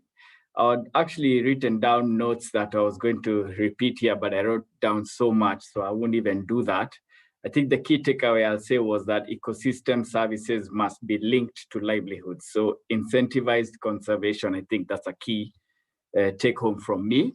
So just thank you, a big thank you to all for sharing your valuable insights. Thanks to the audience for your questions, and thanks to Calvin for a very great job, in terms of moderating the discussion. So we're now coming to a close, sadly. So I'd like to invite our team leader, Margaret Ngetha, just to give us some closing remarks. Over to you, Margaret. Thanks so much, Karaya, and thank you so much to the team and the panelists. Allow me first to appreciate Anne Theuri, the NEMA representative, Myra Bernardi representing Team Europe, our panelist, Dr. Joshua Cheboiwo from KEFRI, Sam Nyaboga, the CEO, Acacia EPZ, Atul Patel from VegPro Limited, and Charles Opanga, the program manager, Lakeview Limited, and everyone else who has joined us today through the various social media platforms and also through the Zoom platform. I cannot tell you how proud we are as SelfHelp Africa having you on board on this webinar as we share from the private sector and demonstrate collaboration with government departments and other stakeholders on different conservation and restoration initiatives. Now, you've been able to hear the work we are supporting around ecosystem through the AgriFI program, supported enterprises, and the smallholder farmers across different counties and value chains. It's very clear from the discussions that we have had and also from the opening remarks that restoration is costly, and I'm picking this from Dr. Joshua, and the best option is to conserve our ecosystem through responsible businesses. And of course, we incentivize our communities for livelihood sustenance, because as it has been said by the panelists, it's sometimes the livelihood pressure that makes us maybe not take care of the environment. So as a program, we'll continue to keep tab on the metrics on different practices and technologies towards improving and conserving the environment. That is where we live, where we farm, and where we work. So for example, by close of 2020, the year 2020, through the agri-enterprises that we work with, 5,000 hectares of agricultural land was under climate smart agricultural practices, and also all the agri-enterprises that we are working with are increasingly adopting the green energy in their processing facilities and looking at how they can green the environment and the practices that they employ within their businesses. So I want to leave you with a story that has and was always told by Professor Wangari Maathai, the first African woman to receive the Nobel Peace Prize in 2004. And maybe most of you have heard this story, and it's the story of the hummingbird. And she told it as, and I'll just paraphrase what she said, that there was once in a forest, there was a very big fire. And as we all know, there are lots of animals that live in forests. And the fire was so huge and it was raging. And the animals did not know what to do. So all what they did was to run away and run for their life. But even as they ran away, they were looking behind and wondering, what can we be able to do? And they felt helpless. And collectively, they felt like there is nothing they could do, apart from one small hummingbird. And that small hummingbird said, there is something that I can do, and I'm going to do my best. And what the hummingbird did, it ran to the nearest stream and just fetched some water with its little small beak and came and poured to the raging fire. And it didn't give up. It continued going, fetching the little water it could and came back to kind of quench the fire. All the other animals were looking at the bird and they were wondering, what is this little one doing? And they were actually discouraging and asking it the question, why are you doing? You will not make it. Even the big animals like the elephant that had this big trunk and it could fetch more water and come and quench the fire. But the little hummingbird did not give up. And so today, as we wind up, it is a call for all of us that each one of us, myself and yourself, there is something little or there is something small that we can do towards either conserving or restoring the environments where we live. And therefore, as I close and as I come to an end, I want to ask and challenge all of us, please, let's be the hummingbird in our society, and collectively, we can make a difference. So it has been a pleasure being with you for the past 2 hours, and I want to wish you all the best and a good afternoon. Thanks so much, and back to you, Karaya. Thank you so much, Maggie, and thanks for sharing that wonderful story. For me, I would say challenge accepted. Let's all do our part like the hummingbird. So thanks so much to all of you for your participation. We truly, truly appreciate it. A recording of this webinar will be available on our YouTube channel. That's SelfHelp Africa TV. We'll have another event over the course of the year, and we'll be sure to send out invites. We hope we'll be able to have a physical event, but that's dependent on the situation in the country. So a big thank you from us at SelfHelp Africa. Keep well, keep safe, and see you at the next event. Bye-bye. Thank you everyone. Bye, thanks.